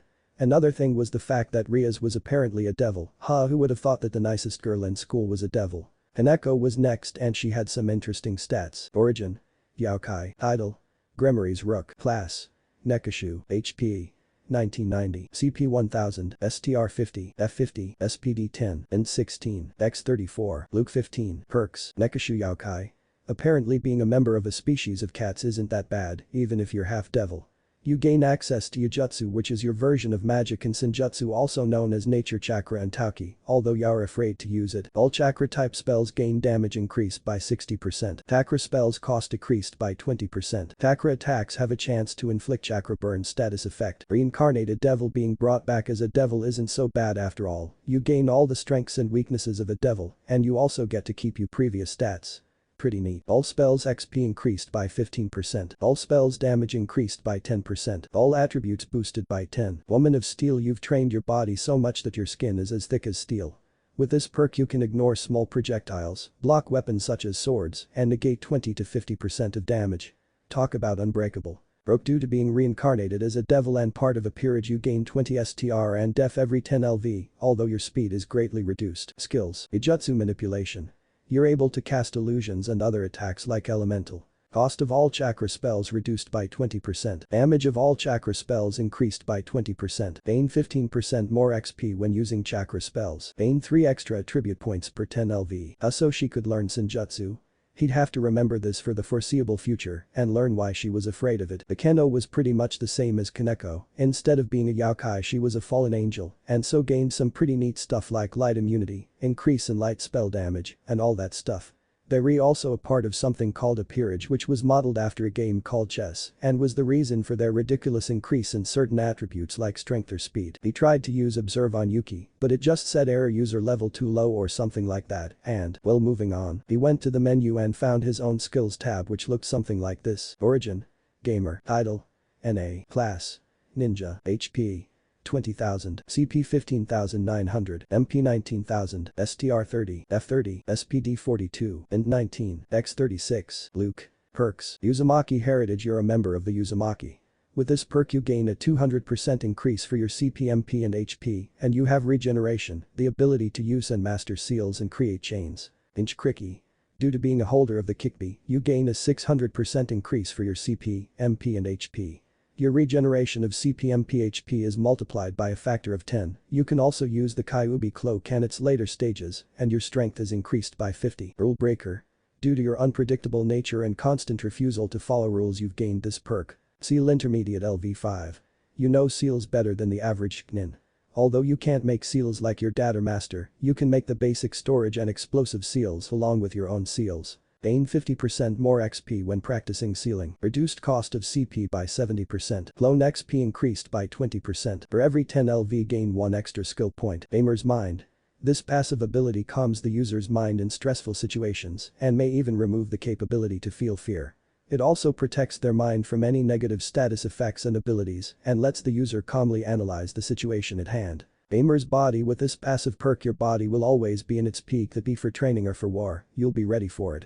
It keeps your muscles from deteriorating or atrophying in case of a coma, provides the user with the best metabolism possible and a healthy lifespan. Friendly aura. This perk is gained due to your capability to make friends with literally anyone. Whether they be enemies or strangers is of no problem for you. Talk no jutsu. Less of a skill and more of a perk, this allows you to skillfully talk and or persuade your opponent into surrendering or turning them into an ally. May not always work. Man of Steel. You've trained your body so much that your skin is as thick as steel. With this perk you can ignore small projectiles, block weapons such as swords, and negate 20 to 50% of damage. Talk about unbreakable. Devil's luck. No one knows whether it's from the gods, devils, or just plain stubbornness, but your luck is through the roof. Anything can happen, whether good or bad, going on a mission. Won't be easy if you're dodging thousands of attacks. Skills. Shadow Clone mastered. This jutsu was created by the second Hokage for training, information gathered, and espionage. It consumes 150 CP per clone created, and with your reserves you can use this day and night and not get tired.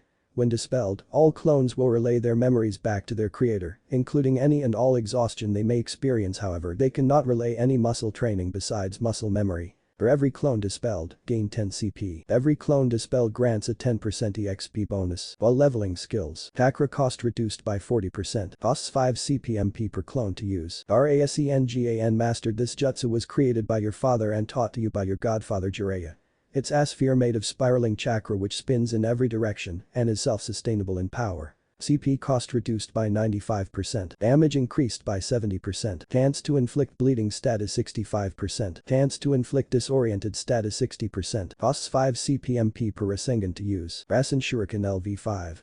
Your own personal jutsu that combines the Rasengan and your wind affinity, creating this beauty of molecular destruction. CP cost is reduced by 30%, increased to 50% in Sage mode. Damage increased by 10% and is stackable up to 100x, increased to 200x in Sage mode. Chance to inflict bleeding status 75% 85% while in Sage mode. Chance to damage opponent's chakra pathways 80%. Chance to paralyze opponent 1%. Cost 70-50 CP/MP per Rasen Shuriken to use. Sage Mode mastered. Learned from the toads of Mount Maiboku. This skill lets the user gather and manipulate nature energy to use in hand-to-hand combat, infuse it into attacks to make them stronger, increase sensing abilities, damage, defense and chakra. Increase user's CP by 1000 for every 10% nature chakra. Increase defense by 30%. Increase attack by 30%. Increase speed by 30%. Cost of all Senjutsu attacks reduced by 30%. Observe mastered. The ability to see and observe anything the user wishes. It can show various information from abilities of any opponent, their level, their stats and perks, to weapon stats, buffs and special skills. Coupled with gamer's mind and gamer's body, this ability is a must-have for any gamer. Iron Skin LV2. If Man of Steel wasn't enough, then here's more. With this skill you can use your chakra to harden your skin to unfathomable levels, although beware as it costs a lot to use, although it's easily maintained. Costs 5 CP/MP. Costs 1 CP/MP to maintain. Boosts defense by 40%, increased if you have perk. Man of Steel to 80%. Shadow Step LV6. The shadows are your friends. When using Shadow Step you have increased stealth and lower detection chance. Costs 2 CP/MP per use, none to maintain. Increased stealth when in shadows. Chance of detection lowered by 50%. Stealth takedown lethality increased by 60%. Speed increased by 10 while concealed by shadows. Silver Tongue LV3. As a ninja you must know how to lie, however your lying capabilities are not of desirable standard. Chance of lying undetected lowered by 70%. Chance to anger opponent increased by 70%. Cost 17 CP/MP to use and none to maintain. Chance to inflict seduced status effect decreased by 90%, increased to 100% when honest or using talk no jutsu. Uzumaki chakra chains, locked. Due to your heritage as an Uzumaki you can use chakra chains, or you could if you unlock them. These chains conceal, restrict and bind almost anything you want, as long as you got the chakra to make it. Costs 5 CP/MP per chain. Costs 2 CP/MP to maintain. Conceal away opponent's chakra. Mana locked. Can restrict bind opponent. Cost reduced to 1 CP/MP due to being a natural Uzumaki. Chain strength, bind, seal increased by 20% per 3 LV. Water Dragon LV4. Just like Zabuza and Kakashi you can make badass water dragons. Although it takes more chakra than usual, it also pack a higher punch than usual, so it a win-win for you. Chakra cost decreased by 15%. As a chance to inflict dizzy status effect. Gain 10% more XP when casting Water Dragon. For every 5 LV gain 10% more Water Nature XP. Damage increased for every 10 LV by 9%. Chakra wires LV7. When chains are nowhere, go for the next best thing wires. Acquired from a spider dungeon, these wires are as sharp as a razor and can slice and dice anything weaker than it. They can also be dipped with poison for better effect. Cost decreased by 40%. Minus 5% chance to inflict bleeding status effect. STR and def increased by 5 for every 15 LV. DPS damage increases over time. Equipment. Red coat. With this stylish coat you're on the road to being a badass. Now you just need to find a sword and pair of guns. Increase all weapon damage. CPM PHP regeneration increased by 20% per 30 LV. Chance to dodge increased by 15%. Leather pants. Just your ordinary pants. Increased defense. XP gained increased by 5%. Dexterity increased by 15. Leather combat boots. Boots that let you walk on any surface and let you stick to them. Also pretty defensive for your feet. Dexterity increased by 5. Increased chance to dodge by 40%. Accuracy increased by 30%. Claymore blade. An unnamed blade dropped from a dungeon enemy now stands beside you as your very own weapon. Can be used to slice and dice most enemies and channel chakra and mana through it. Has a 1% chance to inflict Frostian Curse. Causes great damage against holy and demonic enemies. Grants holy resistance by 20%. His eyes sparkled as he read all the perks, skills and his equipment. He was so cool. He also needs to name that blade Found. I know I said its name was Rebellion, but I'd like to change it to something different but similar. Wait a minute, he has a what now? He reread again and again to make sure his eyes weren't deceiving him, and yup, it read clear as had a bloodline. His eyes shined with joy at the thought of being able to have something from his mom, well besides the furry bastard. People looked weirdly at the boy as his attitude jumped from normal to overjoyed in the span of a second, but he didn't mind, he had endured worse. Opening the front door he gave a shout him back. Before he put his school shoes beside his regular ones and hanged his uniform back in its place. He then went to the kitchen as his stomach grumbled in hunger. What he didn't expect was Riaz in an apron whistling happily as she stood over a frying pan with some eggs and bacon sizzling in oil. Hey Riaz, not that I'm glad you're making lunch or anything, but why are you here? He asked slowly as to not anger the red-haired devil, he would need to get used to that. Oh hey Naruto. She gave a happy greeting before looking at him sternly. Well, talk about your recent walk later, as for why I'm here. Making lunch, of course. She finished with a smile as she tried to appear as happy as possible, all the while small beads of sweat traveled down her face. Are you saying that just because you want to eat my food or what? He replied, suddenly very confused as he looked at her questioningly. She looked aghast at his words, her body flinching as if hit by some sort of invincible arrow. Naruto, how could you accuse me of being so mean and evil? There was no real accusation in her tone, she had merely done it for the sake of humor. He did smile, which made her own even bigger. So what were you doing skipping school? And with Yuki of all people as well. Finally, after setting down and plates and taking a seat, she asked him the one thing that was on her mind since the morning. Naruto, who was in usual Naruto fashion stuffing his face with food, looked up, gulped down the eggs and replied, oh that. She made me study at her place. He spoke in a laid-back tone before it shifted into one of sadness. Riaz. You can't let her make me study so much, please. He pleaded as he looked at her with teary eyes, looking much like a puppy on the streets. It worked as Riaz couldn't resist as A got up from her own seat and hugged him as she began to rub his hair. Don't worry Naru, I'll see if can get her to lower the amount of things she'll try to make you study. She gave him a pat on the head and a quick peck on the cheek as she returned to her own seat with a flushed face. After they had finished their lunch, the two sat on his couch as some show played on its small screen. We find the couple of teens sitting relatively close next to each other as they both yawned as the crip of cricket slowly lulled them to sleep. Man, we should. He paused as he let out another yawn. Should definitely go to sleep, he finished as his eyes slowly drooped down and he tried with all his might to keep them opened. Hearing no response, he turned his head to call again before his mouth froze in place as his brain seared the new image into its surface to remember. Riaz with her head laid in his lap with closed eyes as her hair was sprawled everywhere yet still covered her like a red velvet. Mouth was slightly ajar as air came in and out in slow intakes of breath, with her chest rising and falling slowly as his eyes also followed the two great mounds of sensitive flesh as it accompanied the motion. His eyes glanced back to her lips, which now held a slightly glossy appearance. They looked so firm yet soft, plump and kissable. Yawn. He wondered what they felt like before he himself slowly drifted into the comfort of sleep. His mind was blurry and so were his eyes when he tried to open them, so he tried to blink the haze away and he did so, although it took him a few tries.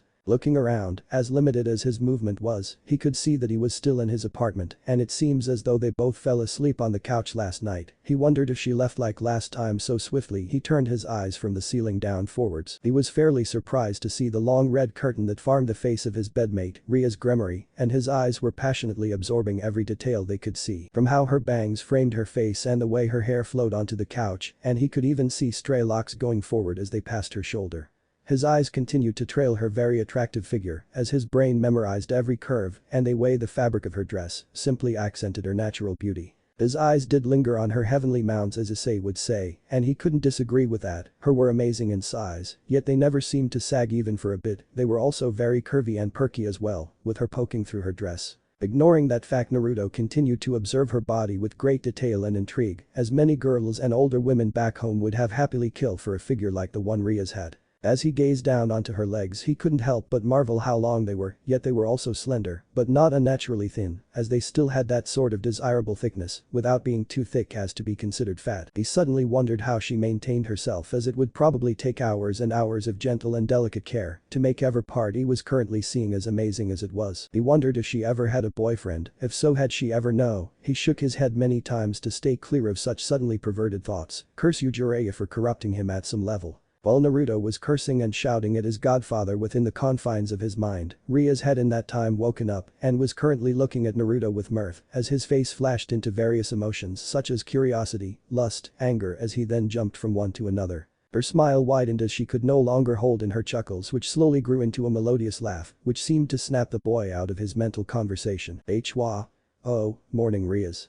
After being properly brought back, Naruto had taken a moment to realize Rias was awake before he greeted her in his usual cheerful manner in a way that Rias couldn't help but smile, and how couldn't she? He looked so adorable with the way his eyes squinted as his mouth made the largest grin she had ever seen, and the way those whisker marks made him look like an adorable fox or cat. She had almost tried to hug him to death while she squealed, keyword being almost, as she kept herself cool and collected while giving Naruto a smile in return. So I guess this means we fell asleep last night.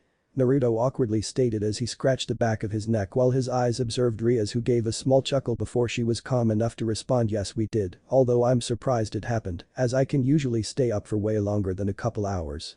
Maybe it had something to do with how warm it was. Or maybe Bekasetham was romantic. Rias then went on to mutter words so quickly he couldn't understand what she said anymore, although he did catch something about warmth, mood and romance. Was it really that romantic, as all they did was spend some time together while watching some random comedy? What was it called again? Wigwang theory? No, sounds too stupid. Maybe it was Big Mac theory. No, that was stupid and a fast food item, so he was sure it wasn't called that. Anyway, the point was that he didn't feel it was all that romantic or that there was any effort shown in it being like that. Maybe it was a girl's thing. Nah, couldn't be. Rias wasn't really your typical girl. No, she was an elegant and confident woman who cared about her club members, something she couldn't and probably wouldn't stop bothering him about, but god damn it, he wouldn't join any club. He was that serious. Rias, hey Rias, wake up Rias, we got school to attend, as much as it pains me to say it, stated Naruto as he shook the retarded girl back from La La Land. Wah? Oh, yeah, school. Rias blinked a few times before she plainly replied as a fog appeared to cloud her eyes as she began to move and put on her clothes in a robotic fashion. It made Naruto slightly worried and afraid she mentally broke or something, although he was relieved when Rias let out a deep sigh. Sometimes I do hate the fact that we have to go to school, she stoked mid-speech to turn her head and look at him. What? She asked as she raised a delicate eyebrow while Naruto blinked as he was getting dressed. Well, I can't say I'm not surprised that the great lady of Kuo is depressed about going to school, he replied after finishing putting on his shirt, and he put heavy sarcasm on her title, to which she looked confused. What's wrong with me being called that? Everyone does it, also will you join my club? She acknowledged that everyone did it, although most of them were admirers and wouldn't dare come close to her. It made her frown slightly, although her expression quickly returned to normal as she looked at Naruto, waiting for his response as she also asked yet again for him to join her club. Said blonde adopted a thoughtful look as he gazed at the ceiling. I hate it. I hate the title and the fact that no one calls anyone they deem as an idol by their name. What's so weird about that? Is it not okay to call your peers and friends by their names? What else am I supposed to use if I can't say their name? Rias wondered if Naruto was complaining, whining or doing both as Gis's arms flared in every direction as he tried to convey his anger at the way most of the people in school never used her name, and it made her curious. He also blinked before he blankly responded, no, I'm not joining. Undisturbed she continued, so what would you call someone? She couldn't help but ask. Her curiosity was pushing her to ask the boy to know whether he was like the others or if he was different. Naruto meanwhile turned to her and his eyes seemed to glow with pride and confidence, something which made her smile. "I'd call you Rias of course, what else would I do but call my precious people by their names," he proudly stated as he slow conveniently ignored the fact that he called people by a nickname and not their actual name. While he was not looking, Rias could stop her eyes from widening in shock as she slowly understood what he just proclaimed. He didn't consider her just a friend, just another person he hung around with. No, he considered her one of his precious people he cared for. She also failed to realize he considered all his friends his precious people, but she was too deep into dreamland to understand. School had went on as usual, growing teachers who simply went on and on about whatever the lesson was about with few verbal warnings to chatty students who couldn't keep their mouths shut. Naruto had been bored yet again and was trying to occupy his attention with anything with even the slightest amount of interest, but was failing. He did think about bothering Yuki, but she was deeply focused on the lesson, and if he interrupted her, he might face her own brand of femininity fury in the form of studying and mock tests. Cold shiver down his spine. Well, all that was left was either prank the Stuko or go practice more of his abilities, but he had a crap ton of shadow clones, so would he do that now? So much to figure out and so little time. And so George Washington had led his men to battle and waged a long and bloody battle against his enemies and blah blah blah blah blah blah blah. Naruto had tried to focus and back on the lesson, but it was so boring his mind automatically tuned it out into boorish speech. He wondered if there was anything good to watch. Maybe he should try out some anime, as Rias did mention she would sometimes watch it when she had free time, although the way her eyes shined and how her smile brightened to match Rock Lee's made him think it was more than just a simple hobby or interest. Still, he'd give it a try if only he found out where to get it, as he still sucked on this world's technology. He had been so enveloped in his own thoughts he had almost missed the dismissing ring of the bell, at which he let out a happy sigh, packed his bag and went outside for a breath of fresh air. As he walked past many students he heard multiple someones in fact calling his name, so turning around he raised his hand to greet them. "Naruto-san, aheo," greeted a very excited voice. "Hello Naruto-san," came a much more relaxed and quite polite voice. "Hey Naruto, wanna fight?" Lastly came a very brash and also excited voice, but for a different reason. Standing before him were three girls all clothed in white, guys with different collared belts, which probably meant they were from the martial arts club, which by its name centered around various fighting arts around the world and also sent participants to various tournaments, either in teams or solo. "Hey girls, what's up?" he calmly greeted as he waved at them, much like his sensei would watch and eat. The brash one stepped forward. "I'd like you to join our club and I'll challenge you for it," she hotly proclaimed. He gave a look of thinking as he scratched his head before looking at her. "Maybe next time. I have some important things to do right now," he lazily replied. "However, I'll call you if I ever want that fight," he added as an afterthought as he walked away towards his next class. Meanwhile, the club president looked frozen in her place while her comrades silently snickered or giggled. Finally, he'd found his way to his next class, which was math, his worst nightmare. Oh well, at least Yuki was there so he wouldn't be bored. "So Naruto-san, how was your date with Rias?" coolly asked Yuki as the teacher continued to drone on and on about formulas and equations. He looked surprised at her choice of topic. "Oh, that was more of a dinner than a date. We went to this fancy restaurant, had a nice talk about ourselves, then we went and grabbed some ice cream before we were attacked by these Yakuza." He was interrupted by the blue-haired girl looking at him in shock. "Yakuza? Why were they after you too?" she asked. "I like him to beat up one of their own and took his stuff," he shamefully explained as he rubbed his cheek before he continued. "So the big man's right-hand man came after us and I gave him a beat down and he escaped, saying he'd meet me again. I don't really believe him," he finished with an uncaring shrug of his shoulders. "Hey you two, are you gonna pay attention or are you going to continue your ladies' talk?" asked the annoyed teacher at having his lesson interrupted by the two who had shamed to look down as they apologized. Well, one of them did as the other simply grumbled how it was boring. Another two classes came and passed and now it was lunchtime with various students either going to the cafeteria to buy whatever was in store today or went with their friends with their homemade bentos or whatever they brought with them. Naruto himself was eating a meal he'd bought from a dungeon that had a shopping district. It was a simple sandwich with chicken and friend mushrooms, dried salted jerky and lettuce. He also had some milk he'd bought from a farmer to quench his thirst after eating. Sounds of ruffling clothes brought his attention as Kaneko sat down with a plate of friend salmon, friend potatoes, a salad and mochi and began silently eating alongside him. He spent a couple of minutes looking at the girl before he gave a small shrug and continued on his sandwich. The comfortable silence formed around the two students relaxing under the tree and many others who'd kept watch couldn't help buku in awe at the adorable sight of the two looking like an older brother spending time with his adorable younger sister. It also made others start rumors about how the two were dating we others, though they were engaged for some reason. Anyway, point is they looked very cute together, lunch break ended, and everyone went back to their classes.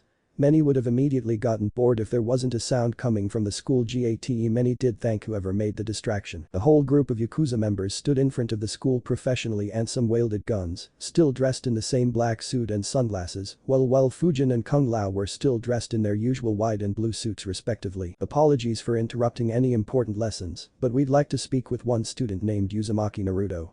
And before anyone tried anything heroic, please remember that we have a hostage, calmly spoke Fujin as he pulled Rias by her tied hands from behind the black-suited men as he held her at gunpoint. Naruto looked on with gritted teeth as his eyes narrowed while a slow flashing between his usual blue and a demonic red with slits for pupils. These bastards saw me with Rias last night, so they somehow kidnapped her. Fuck, how do I get her out while also kicking their ass? Naruto ranted in his mind as he tried to think of a plan to save Rias, before he quickly sighed as he stood up and went for the door. Many looked at him in surprise, while the teacher was the first to recover as he hurriedly spoke. Wait, Uzumaki, you aren't seriously thinking of complying with them? Naruto looked over his head as he spoke back. Yeah, those bastards got Rias, and I'm about to whoop their ass. His eyes narrowed as everyone felt their voice stuck in their throat as a sort of pressure pressed against them while Naruto walked away towards the gate. Please Naruto, don't listen to them, Rias hoped and pleaded mentally as she didn't want to see the kind boy get beat up by the gangster or worse. Hey asshole.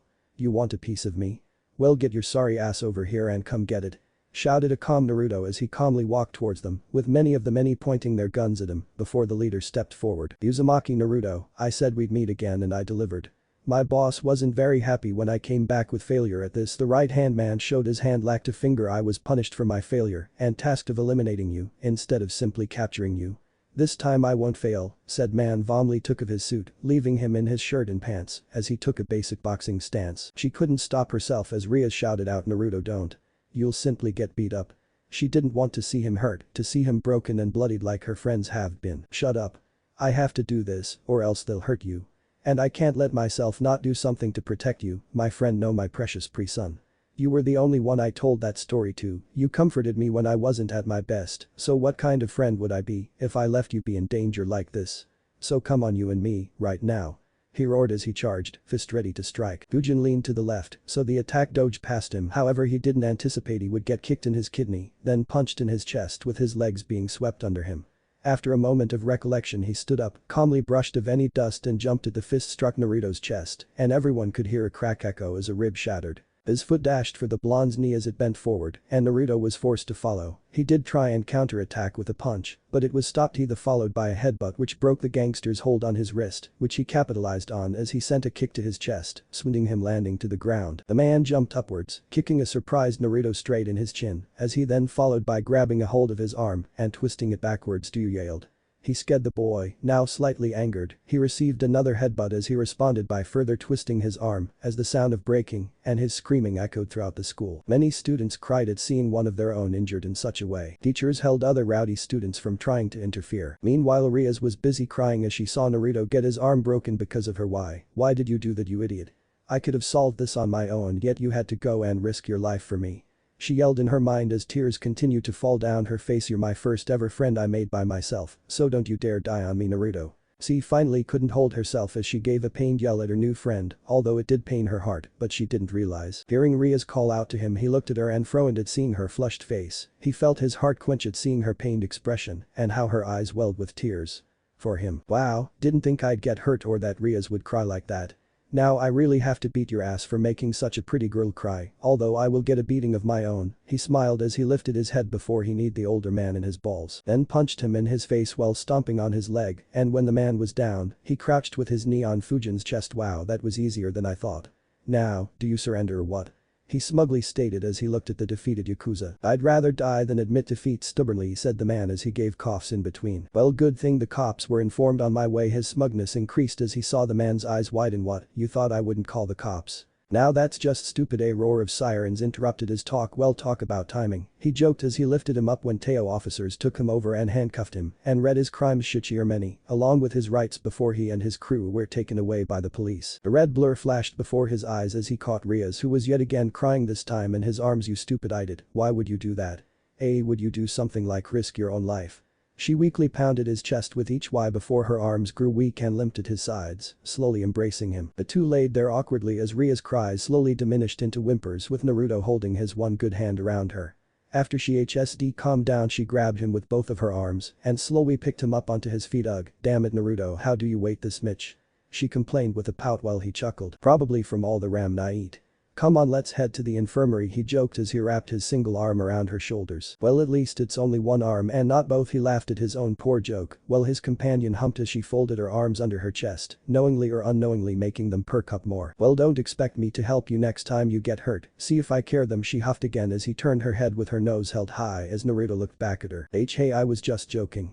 You can't leave a guy all alone, he awkwardly chuckled as she still held her back turned from him. The school day had finally ended and they were on their way back to their individual homes. His eye flicked to his left as he felt a pair of very small arms wrap around his injured one, and he saw Kaneko look down at the ground. Stupid senpai, be more careful next time, she softly whispered as Naruto looked at her with guilt. I'd listen to her, Naruto-san. Kaneko knows to be just as stubborn when she's like this. Beside her arrived Kiba as he spoke to his fellow blonde. A teasing laugh came beside Ria's as she looked at her friend Arabuchu, seems to have been saved by her charming prince. Maybe now she'll proclaim her undying love as they make out passionately under the moonlight. Akeno teased the blushing duo while she continued to laugh at their crimson faces. Kaneko looked up as she looked at Ria's with something in her eyes, but nobody looked so they couldn't say or see what it was. Well, this is my stop, I'll see everyone tomorrow, said Naruto as he waved to the group, although he couldn't help but show his annoyance as Ria's called out. Will you join our club? She shouted, again excited for him to join as she'd like more opportunities to know more about him, about why Grafia personally came to register him as a student. No. He shouted back. Why not? She whined as she looked down, arms limp as noodles. Because I don't wanna, he whined back again. So will you join if I make you? She yelled now with mock anger. Maybe. He responded cheekily before they devolved into shouts of yes and no. Farther back, Ria's Peerage looked on in amusement as she continued her fight with Naruto. They look like an old couple, coldly spoke Kaneko as A looked at the two, silently wishing Naruto was giving her head pats instead of arguing with her king. Don't be like that, Kaneko, they do look adorable, deafened Kiba as he saw how happy Ria's was after her date with Naruto, as she saw all gloom and doom before yesterday when she thought nobody was looking. I agree, Kiba-kun, they look so teasable. I can't wait until they become official, Akeno semi-joked before she outright laughed at Kiba's stupefied expression. SND Kaneko's brooding hot glare, directed both at her and at Ria's. Naruto had thrown his bag at his desk, took off his uniform and put it in its place, then went and made himself a simple breakfast of pasta and minced meat with some sauce he bought. Then he had a shower and hot ready for bed. When in bed he realized he could watch some anime, so he decided on this one called Jujutsu Kaisen. He felt he could understand Yuji, who had this demon inside him, although it wasn't sealed in him by his father, but by ingesting one of its fingers. He felt his stomach retch at the thought of having to eat that nasty ass finger. I mean seriously, who the hell would eat that thing? Continuing, he did like the fight scenes as they were fun to watch, and Goho Kinder reminded him of Kakashi-sensei with his happy attitude and also his op eyes. Seriously, that shit was as bad as the Sharingan. Slowly he felt sleep call to him and his body answering as his eyes slowly shut close. Hours after he'd fallen asleep, a crimson glow emanated in the room as Ria's came out from a circle in the floor. And can't believe him doing this willingly, she thought, embarrassed as she undressed herself down to her birthday suit before slowly climbing into bed with Naruto as she begun to share her demonic energy with him. She could feel her energy oozing to get into his body as it absorbed her power like a sponge, although he did feel very warm and comfortable. However, through the embarrassment and dirty thoughts, she did manage to feel some type of energy within him. It felt very much like him, warm, comforting, powerful, embracing and soothing. She could feel herself relax as she embraced him. She did wonder if he had a girlfriend before, if so did they kiss? Did they sleep like this, did they? She slightly shook her head to banish such thoughts. No other girl talked or even interacted with him besides herself and Kaneko, that much she knew. Somewhere deep inside she asked herself, why do I care so much about him? As she drifted away into comfortable dreams while hugging the best pillow in her opinion. Again he woke up to the sight of his beige ceiling and a comfortable warmth beside him. It seems as if his pillow had gotten warmer and softer. Wait a minute. Wait a goddamn minute. Pillows don't have natural warmth or softness, so it only left one option. His eyes slowly turned from the ceiling and slowly turned next to him, and he could feel his breath still at the sight. But the sun's rays filtered through the blinds and cast onto her sleeping form. To him, she had the perfect appearance of an angel, to him at least. He also thought about the fact that she was here, in his bed, although that shouldn't be too weird since they've already slept together on multiple occasions. That felt so embarrassing, he could feel his face heating, blazing at the thought of him and Ria's. He didn't know why, but his heart beat faster at the thought of Ria's staying for him. that she'd be so worried as to check up on him so late at night. Slowly shifting around so as to not wake her up, he again took in her appearance. He couldn't help but admire how every detail felt perfect, every curve in just the right place, not perfection, but certainly close. He thought from the moment it first happened that maybe, just maybe Uzumaki Naruto had fallen in love, and yet he reminded himself she was a devil. Why should that matter? She was probably using him for her own goals, but could she do that? She was just being friendly with him to try and get him as another one of her slaves, but why would she try and get to know you? Such thoughts whirled around in his mind as he tried to understand her motives for this, for everything really. For why she accepted that dinner. He mentally corrected himself. It was stupid of him to think she'd actually agree to a date, and yet somewhere deep inside a small part of himself hoped it wasn't so. Okay, enough whining and bitching, let's see what the clones I left to go dungeon clearing have managed to accomplish. He calmed down as he began listing over everything his clones leveled up, learned. He also looks to have missed a daily quest and was sent to a penalty zone. Although difficult, it was easier with Rebellion and oh. What was this, a skill? Unlimited blade works. By the description he saw that he could TRACE which includes understanding the materials needed to create the weapon object, its history and abilities, certain weapons objects, and copy them in a sort of mental vault, and then later project them as actual objects, or rather weapons in his case. There was also a warning, but the clone ignored it, so it couldn't be that bad. Although UBW is good, it does use a considerable amount of mana and or chakra to manifest and use, with a cost of 15 CPMP per projection and 15 CPMP per minute to maintain. But seeing as he could basically copy weapons that could either twist space, manipulate luck and whatnot, he decided, or rather his clone decided, the purchase was worth it, even if it left him with 15 tokens left over after said purchase, but he was sure he'd get them back. On other news, his Kenjutsu went up from LV5 to LV16, which was very handy as now he could easily make medium level barriers, explosive notes with a higher blast radius and greater explosion, gravity seals for training, which was a big plus, and he was on his way to find a seal which could replicate his Uzumaki chakra chains, which would definitely help in future battles and pranks. He almost cackled at the possibilities. It seems as if his almost maniacal laughter seemed to wake up Rias, who was yawning lightly, along with stretching her arms high above her head, and his eyes couldn't help but go lower as her jiggled at the sudden motion. "Morning, princess, had a nice nap?" he teasingly spoke. It took a moment for her brain to restart and realize what he said, but when she did, he brought his arms up just in time to block an onslaught of slaps and punches as the Gremory heiress tried to punish him for teasing her so early in the morning, and with a pout while doing so, which made his feeble attempts to resist laughing crumble as he guffawed loudly, and Rias increased her punches in response, which just made her pout more and thus make her more adorable. Finally, after minutes of trying to hurt Naruto, she stopped as her arms were tired by this point, chest greedily gasping for air, while Naruto looked at her seemingly amused by something. "What?" she asked after she finally got her breath back and noticed Naruto staring at her with that annoying smile of his, and no, it wasn't the usual warmer kind smile, but a "I want to punch him in the face" kind of smile. "Well, I'm just thinking how cute you are all out of breath like that. Maybe I could take it away with something else," he replied teasingly as his smile sharpened, and so did Ria's annoyance. And Rias didn't like that smile, she decided. "Like you'd have anything to take it with," she haughtily replied with her face turned away and raised nose along with folded arms. Minutes passed, and as Rias thought about what he said and the way he said it, her face began to slowly feel warmer and warmer. Did he really mean it like that? What if he was just joking? But it didn't sound like he was joking. Was he teasing? Sure, but not joking. Would he really do that with me? As she began to think, her mind had shown her images of her and Naruto on dates, similar to the dinner she had with him a few days ago, watching an anime together cuddled up in their home. She could see herself along with Naruto and a bunch of red and blonde-haired children who are running around all happy and laughing. It makes her stomach deepen, twist and compress into an abyss, like one she's never felt before, and she could feel her heart speed up at the thought of being with him, waking up and being greeted by that smile every morning as they go about their day. And yet her joyous smile slowly morphs into a depressed frown as she thinks about him, who wouldn't leave her alone no matter what she did, nor how many times she told him he just wouldn't accept her saying no to him like the douchy cock at doodle dick he was. And now she was sad and angry, and her mood was ruined by that Chicken castle. It was so ruined and wrecked that Naruto noticed her quick shift in expressions and frowned himself. Rias," he cautiously called out, "you okay? I didn't make you mad, did I?"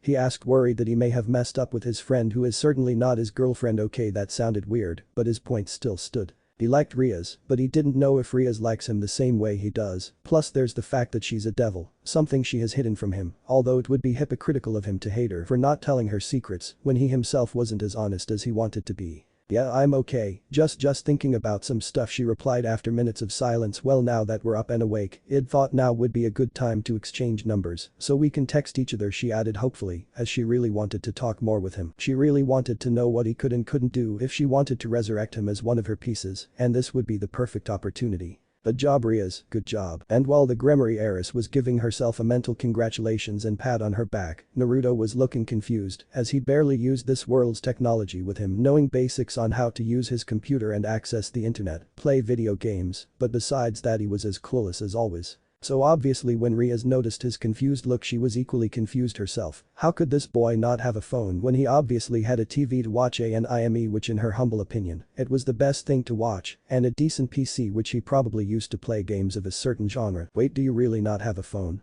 she eventually asked as she realized he was silent, perplexed that such a thing was possible. "Well, I guess we'll go on a shopping trip and see what else you need," she sighed as she had no idea her new friend would lack something many deem a basic necessity in this modern world of electronics and AI, although that last one was still in development. The current available options were something one would see in a movie or TV show, but that wasn't their focus right now. Quickly getting dressed she looked back at him with eyes full of blazing conviction. "Come on, hurry and get dressed, you don't think breakfast is going to make itself, do you? Also, we're going to the nearest tech shop and get you a phone, then return here and watch some anime," she told him with such strength in her tone, he almost felt his body waver at how commanding she sounded before nodding and hastily put on his clothes before joining her downstairs to eat breakfast. After a quick breakfast they went outside and strolled down the streets at a leisurely pace. They weren't rushing anywhere so they could take their time, and she could use this chance to know him more. "So you said you have a godfather, what is he like?" Riaz asked curiously, as when they were chatting and getting to know more about each other during their dinner, Naruto had mostly mentioned the people in his life, but never went into detail about who they were, what their jobs are, and the relationships he had with them. So one couldn't blame her for being so curious as she was about the mystery that was Naruto Uzumaki. Naruto's face scrunched up, his eyebrows narrowed into something similar to an arrow, and seeing that Riaz had to physically bring her desire to outright laugh down to a shake of her shoulders, as her mouth twitched and spasmed as if it was hit by electricity, something that Naruto either ignored or didn't notice, which she was grateful for. "Well, it's kind of a sore topic for me," he began, his expression still serious, and Riaz opened her mouth to ask why, but was cut off as he continued, "I don't talk about my past, mostly because I'm uncomfortable talking about dead people. Some, like my parents, died the day I was born, but I still got to know them through their friends and other people who knew them, while others, like my godfather, died when I was 15, he finished as he closed his eyes, so she wouldn't see how his eyes stung with barely held tears. Riaz looked at Naruto with a sad gaze. She never would have expected someone so sunny and cheerful to have experienced a childhood with possibly no friends.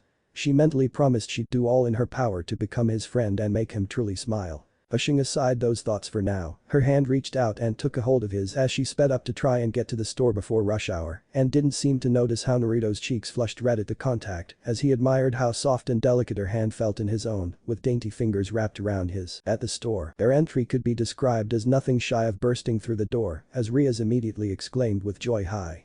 My friend and I," pointing to her and Naruto as she spoke, "want to get a new phone for him as he is too stubborn to admit he can't get one, so I had to drag him over here to buy him one myself," she politely explained as the older yet still young looking woman let out an amused chuckle, one that made Naruto blush slightly and Riaz narrow her eyes slightly. "Well, for phones, we have the usual Samsung and iPhone. We also have the less used UI model if you're interested. We also have Redmi Note 9 if you're interested." She offered all the models she could remember off the top of her head with a small smile. Riaz looked like she'd already known which one to buy, however she was stopped from speaking by Naruto, who let out a hum of interest. "Tell me about the Redmi," he replied with interest in his tone and eyes shining with curiosity, and the cashier happily obliged. "Well, it has one of the better cameras. It's not the best but still is equally good, besides that its memory is 60 megabytes, and that's without extra memory cards," she cheerfully shouted before continuing, "Its settings are pretty customizable, so you can change the things you don't like. Its speaker is okay, although you shouldn't try and listen to anything at full volume," she finished with a wider smile and closed eyes, and Naruto nodded with fierce determination. "Alright, I'm sold," he yelled as he slammed his fist into his open palm. "I'll take the Redmi." After blinking owlishly he finished with an embarrassed chuckle as Riaz smiled and then let out a laugh herself as she couldn't help but join the blonde boy's melodic laughter. After receiving and paying for his new phone, the couple walked out happy and satisfied. As they walked back to Naruto's apartment and they discussed things like phone features and what anime they have watched or what their favorite anime is. When they arrived inside the house they both sat on the couch as Riaz began switching channels trying to find something good to watch before settling for an anime Naruto was fairly certain he didn't know as it was one about a boy labeled as the weakest who went to a dungeon and passed a secret test of sorts before he gained something similar to what Naruto himself currently has. He was so going to try and copy whatever useful abilities he found. As he continued to imagine what moves he'd be able to do he noticed a slight increase in weight and realized Riaz must have laid her head onto his shoulder as she watched the anime with a content smile. God, how that smile made him feel all kinds of warm, happy, fulfilled and other similar words he couldn't remember right now, but that didn't matter. What did matter is that he wants to protect Riaz and her club. They were pretty cool in his opinion, what with Akeno being a teaster, Kiba a gentleman prince, and Konko just being an adorable cutie. And then there was Riaz. Riaz, the girl who could easily make him flustered and awkward in a matter of seconds, the girl who could make his already insanely heartbeat even crazier. She could make him annoyed in 1 second, and then at the flip of a switch, she'd make him laugh and smile like he wasn't mad at her. It was weird, but not a bad weird, and Naruto wanted to protect her and her friends from whatever this world would send at them. He promised, truly promised. Riaz looked on in confusion as Naruto's face went through a myriad of emotions before it finally sent on firm determination. She simply chuckled softly before she continued watching her anime as a content sigh left her lips. She'd give everything to keep a moment like this. Sadly with him she was so mad at the devil she couldn't and wouldn't speak his name, such moments were limited and she wanted to enjoy them to the fullest, and although she did have plans to ask Naruto more questions, she let them wander off as she enjoyed the gentle silence that filled the room. The question clawed at her mind, ate at her conscience and made her throat turn into a dry dessert. SHS simply had to know. Hey Naruto, what do you think about arranged marriages? She asked slowly with curiosity and what he would day and had to say about it. He turned his eyes, oh Satan, they were bright onto her own as they slowly looked up. Well, I think they're necessary, he began, and he was lucky he wasn't looking at her face as he missed seeing her expression freeze into one of horror and shock. But just because they're necessary doesn't mean I like them. Sure, if both parties are okay with it then it's cool, but if one of them doesn't want to then they shouldn't get married at all, and if the other party wants to, well, sucks to be them. I guess he finished with a sigh of his own as he relaxed in his couch. He'd bought a nice black leather couch from all the money from dungeon raiding and he'd see what else he could buy with his newly acquired funds. However, now it was Ria's turn to shift through a whole spectrum of emotions, ranging from relief to joy that the blonde had similar thoughts. Yeah, I don't like them either. Usually the one the person is forced to marry is usually an asshole. She spat every word with more venom and hatred than she intended, but it seemed to get her point across, so she paid it no mind, although Naruto did notice her very visible sour expression when mentioning arranged marriages. He didn't know who the asshole who put her through this was, but if he did meet him in future he would definitely give him a good punch to the face, maybe two, just to be sure. Well anyways, I think we should start looking at what settings you'd like to keep. Ria's attempt at changing the situation couldn't be more obvious, but he went with it anyway. Better to change the subject than to keep this awkward aura surrounding them. So they went through each setting and discussed whether it was better to keep it as is or to change it. They had been so engrossed in their little adventure that almost half the day passed by before they realized what time it was and had a light snack. Okay, so, you mentioned this village you lived in before, but where is it exactly? I'm sure I've never heard of it, inquired Riaz as A took another bite off of her dango skewer while looking curiously at the blonde. My village, he repeated, thinking quickly of an excuse. Well, it was a medium-sized village where people were honest and hardworking. You did your part and got paid equally to your work, so I'd usually do chores for other people here and there, get some extra money on the side. No, he replied casually, although he was sweating bullets inside as he hoped she would buy his bullshit. Huh, that's so, she replied skeptically as she narrowed her eyes at him, looking for any trace of lies within his eyes. Yup, he nodded as he popped a P at the end. That is so amazing, she yelled excitedly as she went star-eyed. Were you like a ninja, or maybe a mercenary, or maybe you were? So she went on another tangent on what his occupation could have possibly been. All the while Naruto smiled amusingly at the relatively normal girl who tried earnestly to be his friend. He didn't really show it, but the separation did worry his mind as he lost nights and nights of sleep thinking of what ifs and could haves. And yet these moments with Riaz were a break from the chaos that was his confused mind, a burst of light in deep darkness that seemed to clear the visions and dispel the voices he'd hear from time to time. He'd also felt guilty to have lied to his new friend, although he didn't want to spill the beans too soon. Hey Naruto, if you could marry someone, who would you pick? She asked, infinitely curious as to what he'd have to say, and she certainly didn't have any ulterior motives. Nope, not her. Who'd I marry if I could do so? Well, the girl would have to be funny and positive, while also being able to be serious. She should also be pretty, although that doesn't mean I'm just gonna back down if she sends a few winks at me, he hotly proclaimed before continuing. She should also be strong, so that she can stand beside me as an equal. Also kind and caring, I can't deny I love kind things, also cute things, he added after a moment of thought. Riaz giggled at his fiery passion and the way his eyes seemed to light ablaze as he spoke about the things he liked. She couldn't help but smile at his overall goofy attitude and how laid back he appeared. She chuckled lightly as she remembered how casually he talked to Sona the first time he met her. Many students and even Sona herself were left in shock as Naruto talked to her like they were childhood friends, reuniting after years of separation. Once after Akeno told her the story, she couldn't help but giggle and laugh at the thought of a slack-jawed, wide-eyed Sona as Naruto casually walked away. "What's so funny?"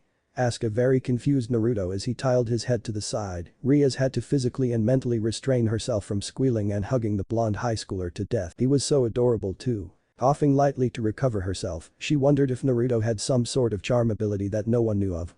It would explain the sudden urge to spoil him. Nothing important really, just a memory of Sona being silly when she was younger. She lied boldly so as to not clue in the less intelligent blonde on her true thoughts. "Well, that's cool, I guess." He shrugged his shoulder before continuing. "Anyway, I wanted to ask if you watched Bleach before." He inquired with a wide smile while Riaz looked quite surprised. She didn't think he would actually watch any anime. Heck, she doubted he'd even give it a try, that he'd call her weird or something. Apparently she was wrong. "Yeah, I began the 1000-Year Blood War recently," was her honest reply, as she did enjoy the new arc's anime adaptation. The animation was perfect, the characters were still cool, and the bankcases were amazing. She'd have to watch it with Naruto sometime. "Yeah, well, I'm at the Ichigo vs Byakuya fight. Gotta say, his Bankai is pretty amazing. I mean, who would expect cherry blossoms to be that sharp or dangerous?" loudly exclaimed the blonde as he then proceeded to shout his thoughts about how awesome both fighters were and how Ichigo beat Byakuya's ass, to which Riaz looked offended. "Asp. You did not say that," she retorted as she physically recoiled, as if stabbed in the heart by his words. "What? Ichigo got him beat in speed and power, he'd totally win." He replied with his own anger as he knew not why he was wrong. "Byakuya has way more experience and control than Ichigo, he'd beat him silly if it wasn't for his hollow mask." She shouted back as she began jabbing her delicate finger into his manly, muscled chest. Now it was Naruto's turn to get offended. He might be more experienced, but he can't overpower Ichigo if he has his hollow mask on. Plus the Jutsuga Tensho would destroy Byakuya. He yelled back at her as their foreheads clashed together in a fight for dominance. He's way faster than the Jutsuga, so he could dodge it." She retorted while her eyes narrowed as she growled at him. So continued their fight over who would beat who and in which way they would do so. They had fun watching various anime like Fate, Evangelion and whatever else caught their interest, although Naruto did take the time to go over some things as they sat on the couch as an episode played. It seemed another group of clones had dispelled. "Well, it looks like he jumped again in levels and his skills as well." Wind Claw LV15. This technique creates a beast-like claw around your hands and can pierce armor and tear flesh to atoms. Be careful not to hit yourself with it. Chance to inflict bleeding 40%. CPMP consumption decreased by 55%. Chance to inflict molecular damage 100%. Has a chance to damage enemies' nervous system and cause paralysis. Damage and EXP increased due to wind affinity. Well, that was neat, and by neat he meant absolutely freaking awesome. He can paralyze those damn dungeon monsters now. And make them bleed. The EXP increase was also nice, although he wondered what it was talking about his affinity. Oh well, he'd have to check it out later, as he had some more skills to look over. Steel Wires LV7.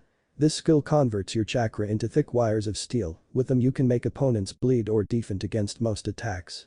They can still melt, so be careful. Chance to inflict bleed 50%. Consumes 10 CPMP per wire. Has a chance to poison enemies. Well, that was a simple but useful skill. Wonder if he could use it himself, although he did wonder what it could cut. Well, it didn't matter for now, so he stored it away for later as he came back from his thought train, only to see a guy with white hair and very bright blue eyes beat some volcano head. He didn't know what that was about, but it looked cool. Eyes blinking slowly, he turned slowly to his side as he had realized he was watching with Riaz, who was leaning on his shoulder and snoring cutely, with her eyes closed and mouth partially opened as SHS slowly inhaled and exhaled and making adorable sounds. Good God, how he wished he could hug her and never let her go, and he took a moment to realize that his thoughts slowly went into darker and looter territory. What the hell is going on with me? It was really weird. His body started acting weird after he met Riaz, and now his thoughts were doing the same thing. What was going on? Sure, he thought it could be due to his developing crush on the Reed, but from past experience, which he had much of, you don't start thinking those things about someone you're supposed to love. And certainly not something that creepy either, like some sort of obsessed yandere who fell in love after a glance or a Sigly meeting. They were really weird. He also wondered what today was with a sudden question on arranged marriages. Maybe she was in one or maybe it was a friend. He wasn't sure, but whoever was in trouble he would be glad to help. He was just that kind of guy, you know. Plus a girl in tears was something he couldn't stand to see, especially when said girl was as kind and beautiful as this one. Next day. Well, today was as boring as it gets. He currently has math and the teacher was explaining some equation on triangles and numbers and what goes first and blah blah blah blah. Who cares for these equations when he could A, be using this time to train and get stronger and B, abuse clones to learn all this for him. Really, it was genius. He didn't waste time and he could still learn it anyway. He had to pat himself on the back for this one. He was also smiling as he thought how many of the students would cry in outrage over having an ability like this. They could dream. He also wondered what Yuki would think about this. Why was he shivering? He felt as if doom would be upon him if he ever told her about the shadow clone. Also, why was she eyeing him suspiciously like he had done a prank? Which he may or may not have done. Nah, he was already having study sessions with her and it wasn't like she was a part of whatever supernatural world hid itself among the humans, right? I mean, what are the odds of that happening? He could almost chuckle at how stupid it sounded. On another note, the more he used his sword, the rebellion, the more he felt like they were connecting. It was the best way to describe it and he felt as though the sword was becoming familiar to his chakra and mana as he used wind techniques, stinger and a new move he recently made too. So he was clearing a random zombie-infested dungeon, easily demolishing them using stinger and wind chakra when a thought came to him, what if I can use stinger, but faster? And so he tried and promptly failed to execute this new attack, so he tried again and again until finally, a million stab was born. It could inflict bleed, deal twice the damage and make you lose HP over time, and as a bonus, he could also combo it with a stinger as a finish. He also went over more memories on his clone's dungeon cleaning. There was the usual technique level up and his stats getting more points dumped into them, but apparently one of his clones had actually managed to stumble into another dungeon while in another dungeon. A double dungeon. Apparently it was a former Nexus facility, not like the actual base, but a random lighting with some information in it. The main facility held this device called the improbability drive, whatever that was, and apparently a halo. He didn't know how a halo was important, but bits of text said it was super powerful or something. He'd have to check it out if he ever found that you thought about it. He was also pretty hungry. He could eat some ramen and he would have to get Riaz to try some of his homemade, which was different than the one he sold at his shop, and yes, it was that different, but that was for another time. Now, however, was the time to continue to practice his sage mode as he could improve more, especially with the help of Emily Dodd. He was trying to increase his recharge time and gathering speed to lessen both the time it took to enter sage mode and the time it took to recover his reserves of Senjutsu. Apparently if he was good enough he could do more with his Senjutsu. What could he do more with sage mode? He really had to find out, and to do that he needed to train more, but he was really curious, so maybe just a few shadow clones won't hurt. He also wondered what exactly rebellion was. It felt demonic in nature and yet he couldn't feel any demonic energy inside it. Maybe it didn't have power. But that can't be, as he had negated various attacks magical or chakra based, and for either you needed some form of energy to negate said attack. Maybe it was connected to that weird sensation he was feeling. He hoped so, at least then he has some form of answer, and if it wasn't then he'd simply find out one way or another. He could spend his already limited brain power to figure out this mystery. Wait a damn minute. If his observe grants him information on things he looks at, then. He swiftly pulled out his claymore sword and applied said skill on it. Rebellion, LV1. Rebellion, the demonic blade of the legendary demon Sparta. Its ability to negate magical power and damage magical entities is deadly for everyone, even its user. Some say it has a deeper undiscovered power, but since the blade was never found, no one was able to confirm nor deny the theory. Increase damage against any magic entity and absorb souls to boost its user. Has a 50% chance to inflict mana chakra burn on enemies. Healing increased by 50%. Stats increased by 10%. Whoa, Rebellion sounds pretty op. And apparently it has something else. I wonder if I can unlock whatever it is. Naruto couldn't find the words to explain nor express how amazed he was at finding and now wielding Rebellion. It also made him question if there were other weapons similar to it. His eyes darted down to the weapon he held as it began to react, its empty eye sockets faintly glowing with crimson light as its rib-esque sides extended to form a real guard, but beyond that nothing else happened. He narrowed his eyes. Rebellion reacted when he mentioned weapons like it existing, so this must mean he was correct now, only if the damn thing could a slow show him where the weapons were. But that's not the point or focus, no. Nah. Too. But someone calling him. Nar. It sounded familiar. Naruto. Finally the full force of Thevis reached his ears and his head, which was stinging with pain, came full force at him as well. Finally. It's like I was talking to a brick wall. Why weren't you responding, you dummy? Hofton pouted an annoyed and angry Mio who was trying to get his attention for the past 10 minutes. Oh Mio. I'm so sorry, I was out there in my thoughts, could you please repeat what you said? replied Naruto after he got his headache under control, while somehow sounding as the caring older brother type, which made nearby girls swoon and blush at how kind he sounded. I said if I could go to Ria's and have a sleepover. She asked me today at recess and I told her I'd ask you. SHD continued pouting as she repeated her past 10 minutes of mindless explanation to the blonde. Ria's? Well, I don't see why you can't go. I mean, what's the issue? He stated, pretty dumbfounded as he had no clue on why Mio was so nervous. She looked quite shocked and let out an indigenous gasp. You don't know. Looking at him, she understood that he really didn't. You really don't know, she repeated her sentence, although with added shock. Naruto simply shrugged in response to her aghast expression, as he had no idea what she was talking about. You really are dumb. She yelled out in a manner similar to its Sundeer, how could you not notice our long black wings? To prove her statement, a pair of crooked black wings burst out of her back, and now it was Naruto's turn to be dumbfounded as his eyes blinked and mouth opened and closed repeatedly, unable to form a coherent response. Mio did take great satisfaction in causing Naruto to have what was an equivalent to a computer having a system crash. Expression switching quicker than Naruto when someone mentions Raymond, Mio had to wonder if Naruto really was a supernatural being. He didn't feel like a devil, nor one of the angels, so he can't be from the Judeo-Christian faction. Now she didn't know what other members of the supernatural felt like, but she was sure Naruto was none of them. Neither did he have an oppressive and heavy magic like a god, so he can't be that either. So the question she wants to answer is what is Naruto Uzumaki? While she was theorizing about his origin, Naruto had managed to emerge out of his sudden brain crash and replied, well, I don't really know what a devil feels like, so I couldn't know you were one either, Mio-chan. He honestly spoke as the girl focused back onto him and away from her burning questions, for now. Although it should have been pretty obvious that you two weren't normal, considering you were being chased by those monster things, he continued as he scrathed his head in embarrassment, to which Mio responded with a smug smirk. Recess. For the brief moment, Naruto was free from the hell he now knew as school. I mean, really, what kind of maniac enjoys sitting hours a day to listen some nerd drone on about stuff that happened hundreds of years ago, or something that they would use only in super specific situations? What kind of masochist would do that? Well, whatever, he had a ramen bowl to enjoy and clouds to watch, so school was banned in his mind for now. He heard grass shift and sway, announcing the arrival of someone he knows very well. Morning, Kaneko. How's your day going? Ever cheerful, Naruto greeted the short snow-haired girl who turned to look at him with her super bored look and gave a single nod before turning back to her sweets, something which Naruto took in stride and continued on. So you listening any music? He smirked proudly as he saw her turn her head slightly in interest. Have any favorites like rock or maybe metal? He finished with a curious stare. Rock mostly, I do enjoy metal. Sometimes. Her monotonous tone was carried by the wind as she answered quickly before munching onto a chocolate bar. Oh cool, I don't really have a specific preference and mostly listen to whatever I think sounds good. He admitted to not having any real music taste, he just went with what was good to him. The young girl simply nodded her head as she paused her munching to lay down next to him before resuming her consumption of the sweet dessert. Naruto on the other hand couldn't help but smile at how adorable the smaller girl was acting.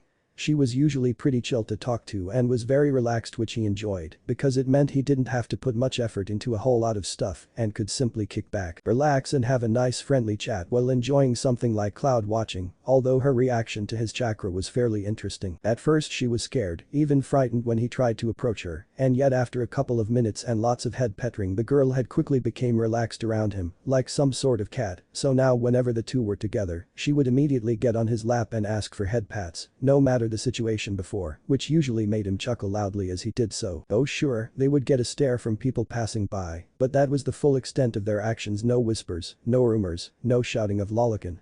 Or something else. Something which he was very grateful for as he didn't have the time nor the patience to deal with other people's stupidity. Hey senpai, what's your family like? Asked a curious Kaneko as SHS remembered his talk about family and the saddened expression he held when talking about it. It really made her wonder what tragedy happened to his family for him to express such deep sadness. His head fully turned to look at her. Why ask? You curious? He responded with a question of his own. To it she nodded slightly, however he could swear he saw a glint of something in her usually blank eyes. Well, the night I was born in my home village, a powerful beast had been unleashed by a masked man who wished to destroy my home. And his plan was working quite well. The beast crushed many houses and lit just as much aflame, and he was sure in his victory here. He gave a small pause for dramatic effect until my father arrived, stopping one of its attacks with one of his own before meeting the man in combat. Minutes seemed like hours as the two tried and failed to defeat the other before my father had landed a surprise attack and dispelled whatever the man used to control the monster, while my mother held him down with what many described as blessed golden chains. He stopped as he observed his companion's reaction. She looked fairly shocked at his tale, what with her widened eyes and slightly open mouth, either unable or trying to comprehend his words. Well, he was somewhat correct. The fuck? She and her ally screamed in a very rare show of emotion. She'd never heard of such a story before, and what was more confusing than the tale itself was his mention of his mother having blessed golden chains. Now when one mentions blessed they usually mean made with silver or blessed by a priest, however to Kaneko it sounded more like these were holy chains, and not blessed ones, and holy things were dangerous to devils. However, she also questioned where she had acquired said chains from, because as far as she knew no human had ever been recorded to use hoki chains. Either they were from the church or a sacred gear, which made her ability even more dangerous.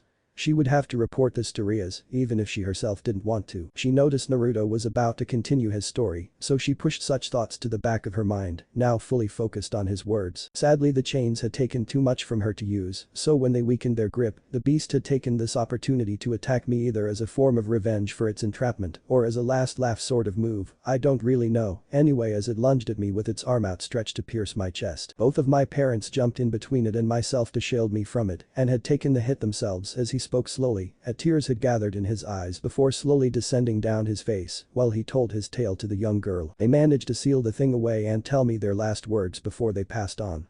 And before you ask, the reason I know what they told me is because a family member who was out of the village had met me and told me the same story. He sniffled as he rubbed his eyes to try and clear them of the tears that fell down his cheeks. For the whole story, Kaneko had kept silent, thinking about the fact that Naruto at least knew something about his parents, meanwhile she knew nothing about hers. It made her feel something she didn't know what, but she knew she didn't like it. It didn't matter right now, so she simply blocked out her thoughts and continued to munch on her various sweets, with the two students enjoying each other's company in comfortable silence. After school, the rest of the classes had been the same. Teacher goes on and on about whatever while Naruto tried to keep himself entertained by thinking of various other moves. He had seen this Kratos guy have some pretty brutal combos, so he would try those when he gets appropriate gear, as his current equipment wasn't suited for anything on that level of brutality. Currently he was slowly walking towards nowhere really, as he was in no hurry or need to get to his apartment, so he leisurely walked while thinking of the many different ways he could try and get back home. One such thought was Kenjutsu, however he would need way more experience, and not the gamer kind, to even begin to try and make any sort of time-space seal to make an attempt to get back to his home dimension. He also didn't know how he felt with Rias. She was a kind and lovely girl with passion towards her hobbies and friends, and she certainly didn't hesitate in speaking the truth when it came to herself or others. In other words, he liked her but didn't know if she liked him back or even saw him as a potential love interest, and it made his mind very confused and paranoid at the idea of rejection, much like how Sakura had done. So really, the dungeons were a safe haven for him to clear his mind and vent his frustrations on the monsters within them. Plus he'd actually get cool stuff too. Although, his eyes slightly glanced towards a small shadow of a person hiding behind various objects as they followed him persistently, and he knew they were following him because every turn he took, they had followed. He narrowed his eyes. Did this person figure out he was not from this dimension, or maybe they had found out about his gamer-like ability? He'd have to deal with that bridge when it came, but right now, he was content in letting the person do what they did, stalk him and follow quietly in the comfort of the shadows. Once he arrived at his door, he quickly fished out his key and then proceeded to unlock it, then locked the door behind him as he threw his blazer onto his couch and created more clones to practice his current skills. So far he was able to create decent swords with UBW, although it took a fair amount of concentration. His chakra skills had gotten better, and it looks like one of his clones used a Rasengan training to create another attack, although it blew up in its face shortly after. Chaos Nova. Chaos Nova is a devastating and versatile attack that combines immense destructive power with wide area effect capabilities. This attack harnesses chaotic energy and unleashes it upon the surroundings, making it a formidable force to reckon with. Effect. When activated, a sphere of swirling chaotic energy forms around the user, expanding rapidly to engulf the surrounding area.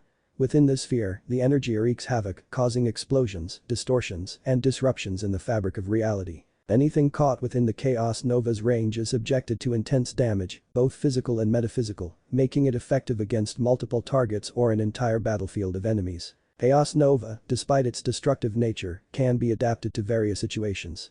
It can be used as a defensive measure, creating a barrier of chaos energy to protect the user from incoming attacks. Alternatively, it can be channeled in a focused manner, concentrating the energy into a concentrated beam or projectile to deliver a devastating blow to a specific target. Negative side effect. Utilizing Chaos Nova exacts a toll on the user's physical and mental well-being. After each usage, the user experiences a drain on their energy and stamina, leaving them fatigued and vulnerable. The chaotic energy also affects their psyche, inducing periods of emotional instability, making it difficult to maintain a calm and focused state of mind. So basically it was a super-powered chaotic Rasengan set to explode, damaging everything around it. However, the buried sounded nice as it provided defense, while he prepared other attacks that would and could leave him wide open, although he was surprised that it didn't give him the effects the attack caused like it usually would. However, while it had its upside, the downside sounded like a bitch to deal with, especially the emotional part, as that was something he had experience in dealing with when one considered the Kikbi. He also had hopes for his Senjutsu training. He was super curious on what more could he do with it, and sure, the current benefits and power-ups were great and all, but he really wanted to see what this new stage looked like. Maybe he would be like some sort of elemental sage that could bend the elements with a thought. Or turn his body into the elements themselves. Man, did that sound awesome. However, right now it was sleep time, and with that thought he fell down onto his bed, somehow in his nightwear and already snoring lightly, all the while missing a shadow fly away from his house and towards unknown territory. Unlike other times where he was able to sleep soundly, today was unfortunately he couldn't even get a wink of sleep.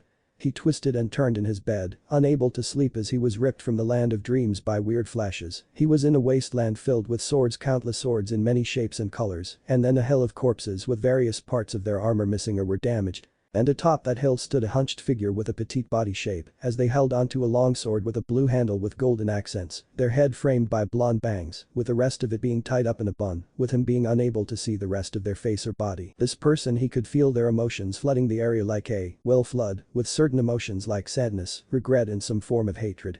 Well, whatever the reason it was he didn't know, but he knew that this person has experienced some messed up life to have emotions so heavy that they physically push onto your body, which was not, and he had to repeat, not normal. However, just as he reached out to try and grab a hold of them, he was awake and heaving, lungs gulping for air, as he tried to make sense of what the hell just happened. So he sat alone in the darkness, thinking of the various reasons for this strange dream, and he thought of every reason from reincarnation to some time-space memory transference, and ruled them all out, since as weird and as plausible as it was, there was a feeling and instinct telling him that it was none of those things, and if so, then what is it? Ugh. He gripped locks of his hair in frustration as the stress and overuse of his brain finally caught up to him, so he jumped out of bed, then put on his outfit messily, as he went outside to train and take his mind off of these weird dreams.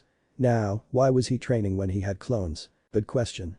And he could answer. He trained because A. He could not think on this new occurrence. B. He had to, or else he'd go to that punishment zone again, which he did under no circumstance want to do again. And C. Clones can't transfer physical training, only the muscle memory, which was great for fighting styles. He'd also go and try his hand at exploring one of those Nexus facilities and see what he could find.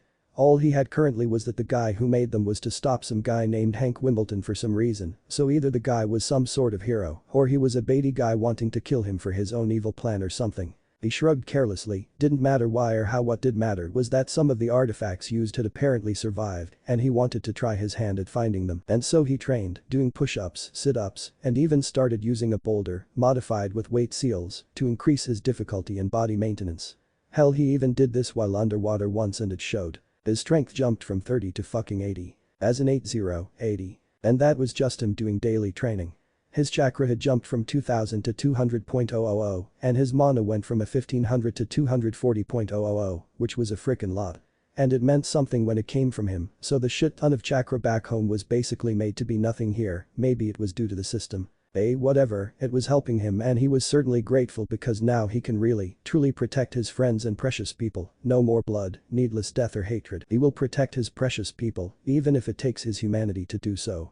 This he declared to the heavens as he lifted the large boulder, his back muscles constricting and moving in unison as they shifted into new positions, all the while droplets of sweat slowly cascaded down them. This is the state Riaz found him in, a stone-faced Naruto furiously lifting a super large boulder with his arms, while sweating like crazy. She couldn't help but sigh in acceptance as she found her friend and possible crush was similar to her cousin. A hard-working boy, no, a hard-working man who worked for his strength and power, building his body to withstanding the harshest of attacks. It was kinda hot. She could feel herself getting hotter underneath the more she looked at him and how focused he was. She couldn't help but lick her lips at the sight. It also didn't help that Naruto was kind and caring, proved by the way he interacted with her peerage, and was obviously spotting her moments of distraction. She still had no idea on what his sacred gear, bloodline or whatever it was.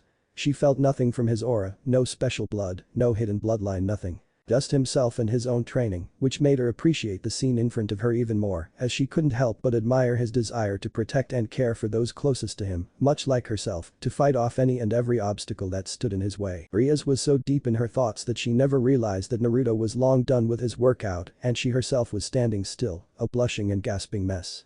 And when she did, it took her time to realize before blinking once, then again, the final time before she screamed out like angry lioness Naruto. As she stomped on her way towards his apartment. She really had to get him a better and bigger place, no way he can do it himself.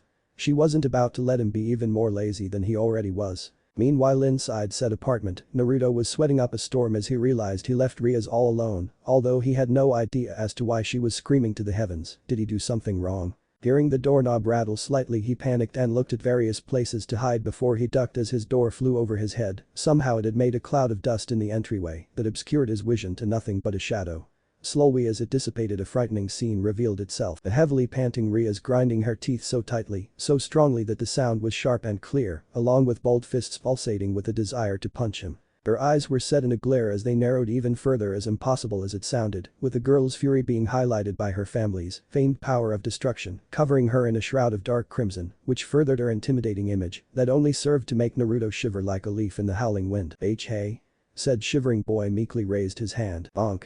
And promptly fell face first with a searing red bump on his head. Oh, came his muffled cry, while Rias huffed, folded her arms underneath her chest, and turned away in a look of annoyance, for reasons to Naruto unknown. So that's how they spend the first few minutes, before Naruto regained his senses and began pulling his head out of the floor. It was very sturdy, so he failed, while Rias snickered and tried to contain her laughter with her dainty hand. Even if she was mad at him, he somehow found a way to brighten her day, whether with his personality or just plain silly actions like this. It was very refreshing to the Gremory heiress. And yet a thought came to her: what if they take him away?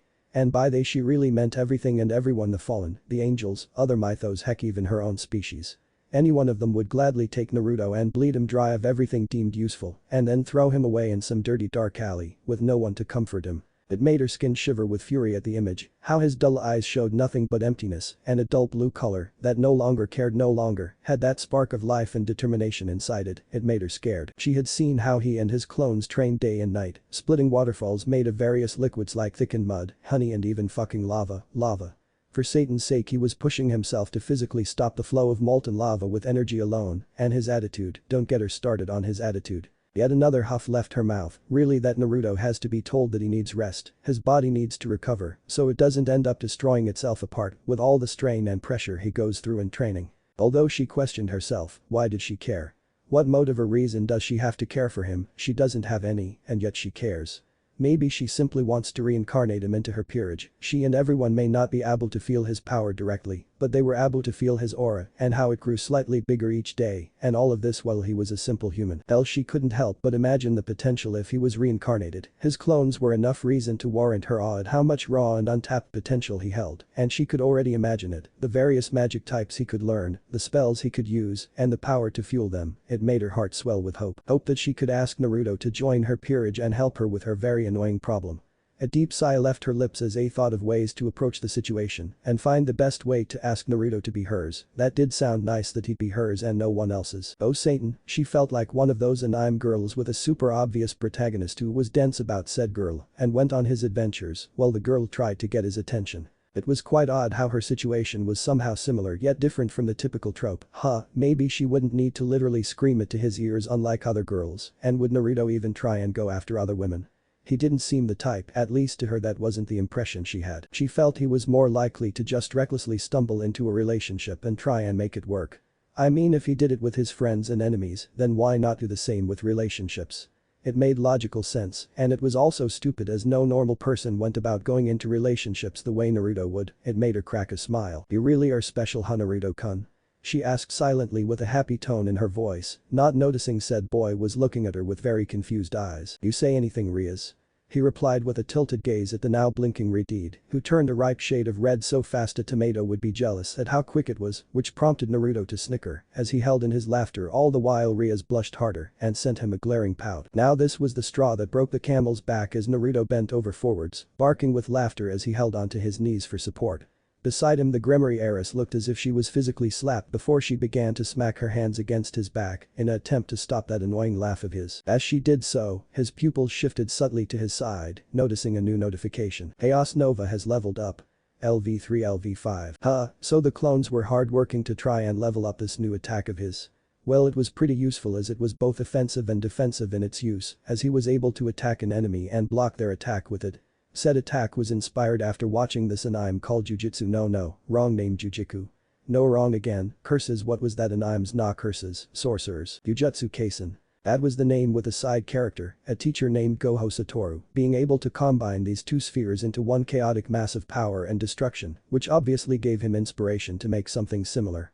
So he used the base manipulation of the Rasengan ratio of the Big Bomb to make Chaos Nova, a spiraling condensed ball of chakra that tears through almost anything it touches. The only reason he said almost anything is because it was not mastered, so it had no chance to go up against the top dogs of this world, and he was a human, and as it turns out, humans here are drastically weaker than anyone from his homeworld, which meant that he was experiencing something he decided to call the counter-force, a semi-sentient consciousness that seeks to equalize everything it can get its non-physical hands on to make sure all of creation isn't erased, and he totally didn't copy it from the Fate series.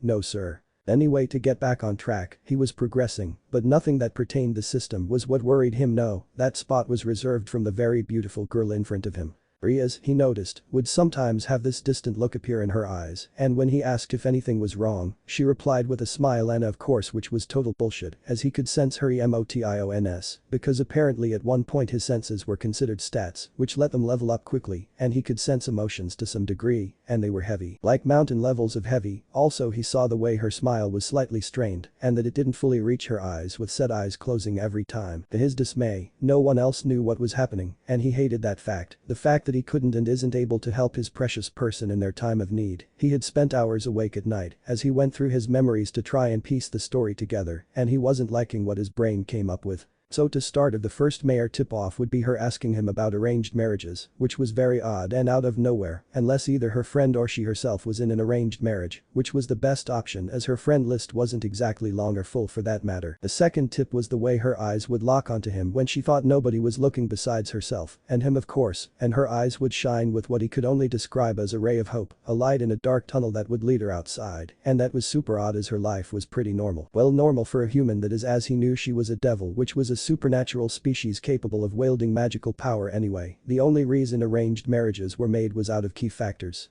such as increasing one's own power, inbreeding so they could keep the bloodline pure, or to increase the number of new pure blood, and every single one of these reasons made his blood boil. His soul was screaming bloody murder at the foolish scum who thought to use a lovely girl like Rias for something so despicable. He was tempted oh so greatly to just march down there and kick the asses of everyone guilty of this situation. However, he, by some miracle, kept his mind calm and realized that this was a great idea to introduce himself to the supernatural side of the world. He helps Rias get out of a shitty marriage, and he gets to have his first debut. A win-win for both of them. The only question was how the fuck was he gonna bring it up and explain everything to her. Then there was everything to do with Konko, and man was that girl messed up. Her emotions were deeper than Ria's did, and that said something about how much her life was messed up by something or someone. That just meant he has more ass to kick for messing with his new friends. Bonk. He felt something connect with the back of his head as it snapped forward. His head snapped backwards into place as he saw the golden yellow eyes of his first friend Yuki, a worried set of eyes gazing onto his body on his very soul as she asked, "Why are you staring blankly, senpai?" Came her worried tone like a sweet melody to his ears. He blinked once, twice and blinked another time before he let out a chuckle. "Oh, sorry about that, Yuki-chan, I was just lost in my thoughts. You can even say I was lost on the road of life." All he got was a deadpan stare. Meanwhile in Konoha, Kakashi was having a great day for some reason. He woke up super late and had breakfast, then he took a long walk to get to training ground 3, taught Sakura and Sai some jutsu, and then read his favorite book. It was while reading his favorite series that he suddenly felt a sense of pride and the urge to cry manly tears. It felt like Naruto had made him truly proud. Odd. Back in Kuo. Well, your odd journey aside, since you're free today, I thought we could practice some questions for the upcoming test. She saw his look and made a motion to stop. I know what you'll say. No, we can't skip today, and no, you can't have ramen before we start, only after we finish. She spoke in a tone similar to how a parent would to a child after they did something dumb.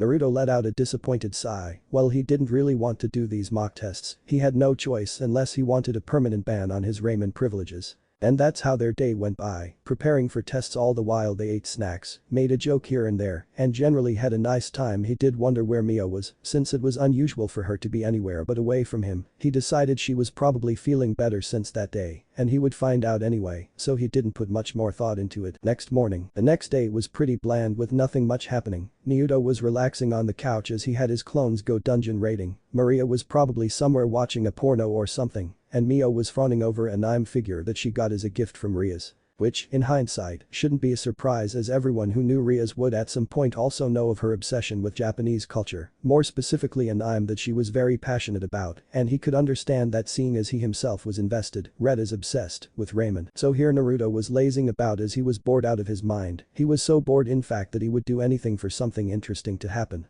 As if the gods heard his plea, a swirling noise filled the room as a body fell out of some sort of circular swirling portal. Said body was covered in red, which worried him for a moment before he quickly calmed down as he realized that it was simply a cape with white fur along the edges. They stirred with small movement of thigh or arms before falling silent yet again. Minutes passed and the person hadn't made any move, so he decided to take a guarded step forward, and the moment he did the body began to stir yet again. Naruto really wondered if this person was playing with him or they really are unconscious, and slowly, yet steadily they began to bring themselves upright. Slowly yet steadily the person rose onto their feet and held their hand up to their head, massaging a possible headache away. All the while Naruto stood there, looking confused as ever, so he gave his small yet brilliant idea some thought and came to a decision. He'd approach this new person who could also turn out to be a new friend, something he really needed right now. So with the idea set in stone, he walked towards the slightly hunched over figure and reached out with his hand to whoosh. Before it could make it halfway, his hand froze as the tip of a blue sword came up to his neck, touching yet not piercing his Adam's apple, so he slowly and carefully retracted his hand back and the stranger lowered his. He should correct himself, as he could clearly see that the person was male. No matter what covered their form sword away from his throat, however, he didn't fully lower it as he still kept his guard up. The stranger's eyes slowly swept over his apartment, inspecting every piece of furniture and every item on said furniture, before finally their eyes connected. "Where am I?" The stranger asked bluntly and simply. It seems as if he's in no mood to mess around. So with a slightly shaky smile he answered, "Well, you were dropped out of this portal-like swirl into my apartment floor, and now we're having this conversation of ours." The masked man, he had no idea how he didn't see the mask up until now, adopted a thoughtful look before his shoulders shrugged slightly. Well, looks like there's nothing I can do about that right now," the man calmly stated as he gave Naruto another look. "Mind telling me where I am anyway? I don't really recognize this place." That was a lie, and he knew it. He knew he was out from the game and into the real world, although it made him ask an obvious question. What the hell happened to the real Technoblade? Now that was something he would possibly never find out, as he was the character itself with the memories of both it and Alex, and the chance of whatever sending him here happening again was very slim, so it was best for him to get familiar with his surroundings. His eyes narrowed slightly as a thought came to him. Do I still have my inventory or not? Very obvious question. His inventory was super important because it contains everything valuable, and he did not want to lose all the items he spent hours of hard work, mine, collect and craft, and he really hopes it's still there. Well, since you're awake, I guess I should introduce myself. Hi, I'm Uzumaki Naruto. I like to train, eat ramen and spend time with my friends. However, I hate traitors, those who hate people based on things outside of their control, and those who break their promise. Also, I want to find my way back to my original world." The blonde-haired boy gave his cheerful introduction to this complete stranger, with no real reason as to do so, while also obviously stating that they had something in common.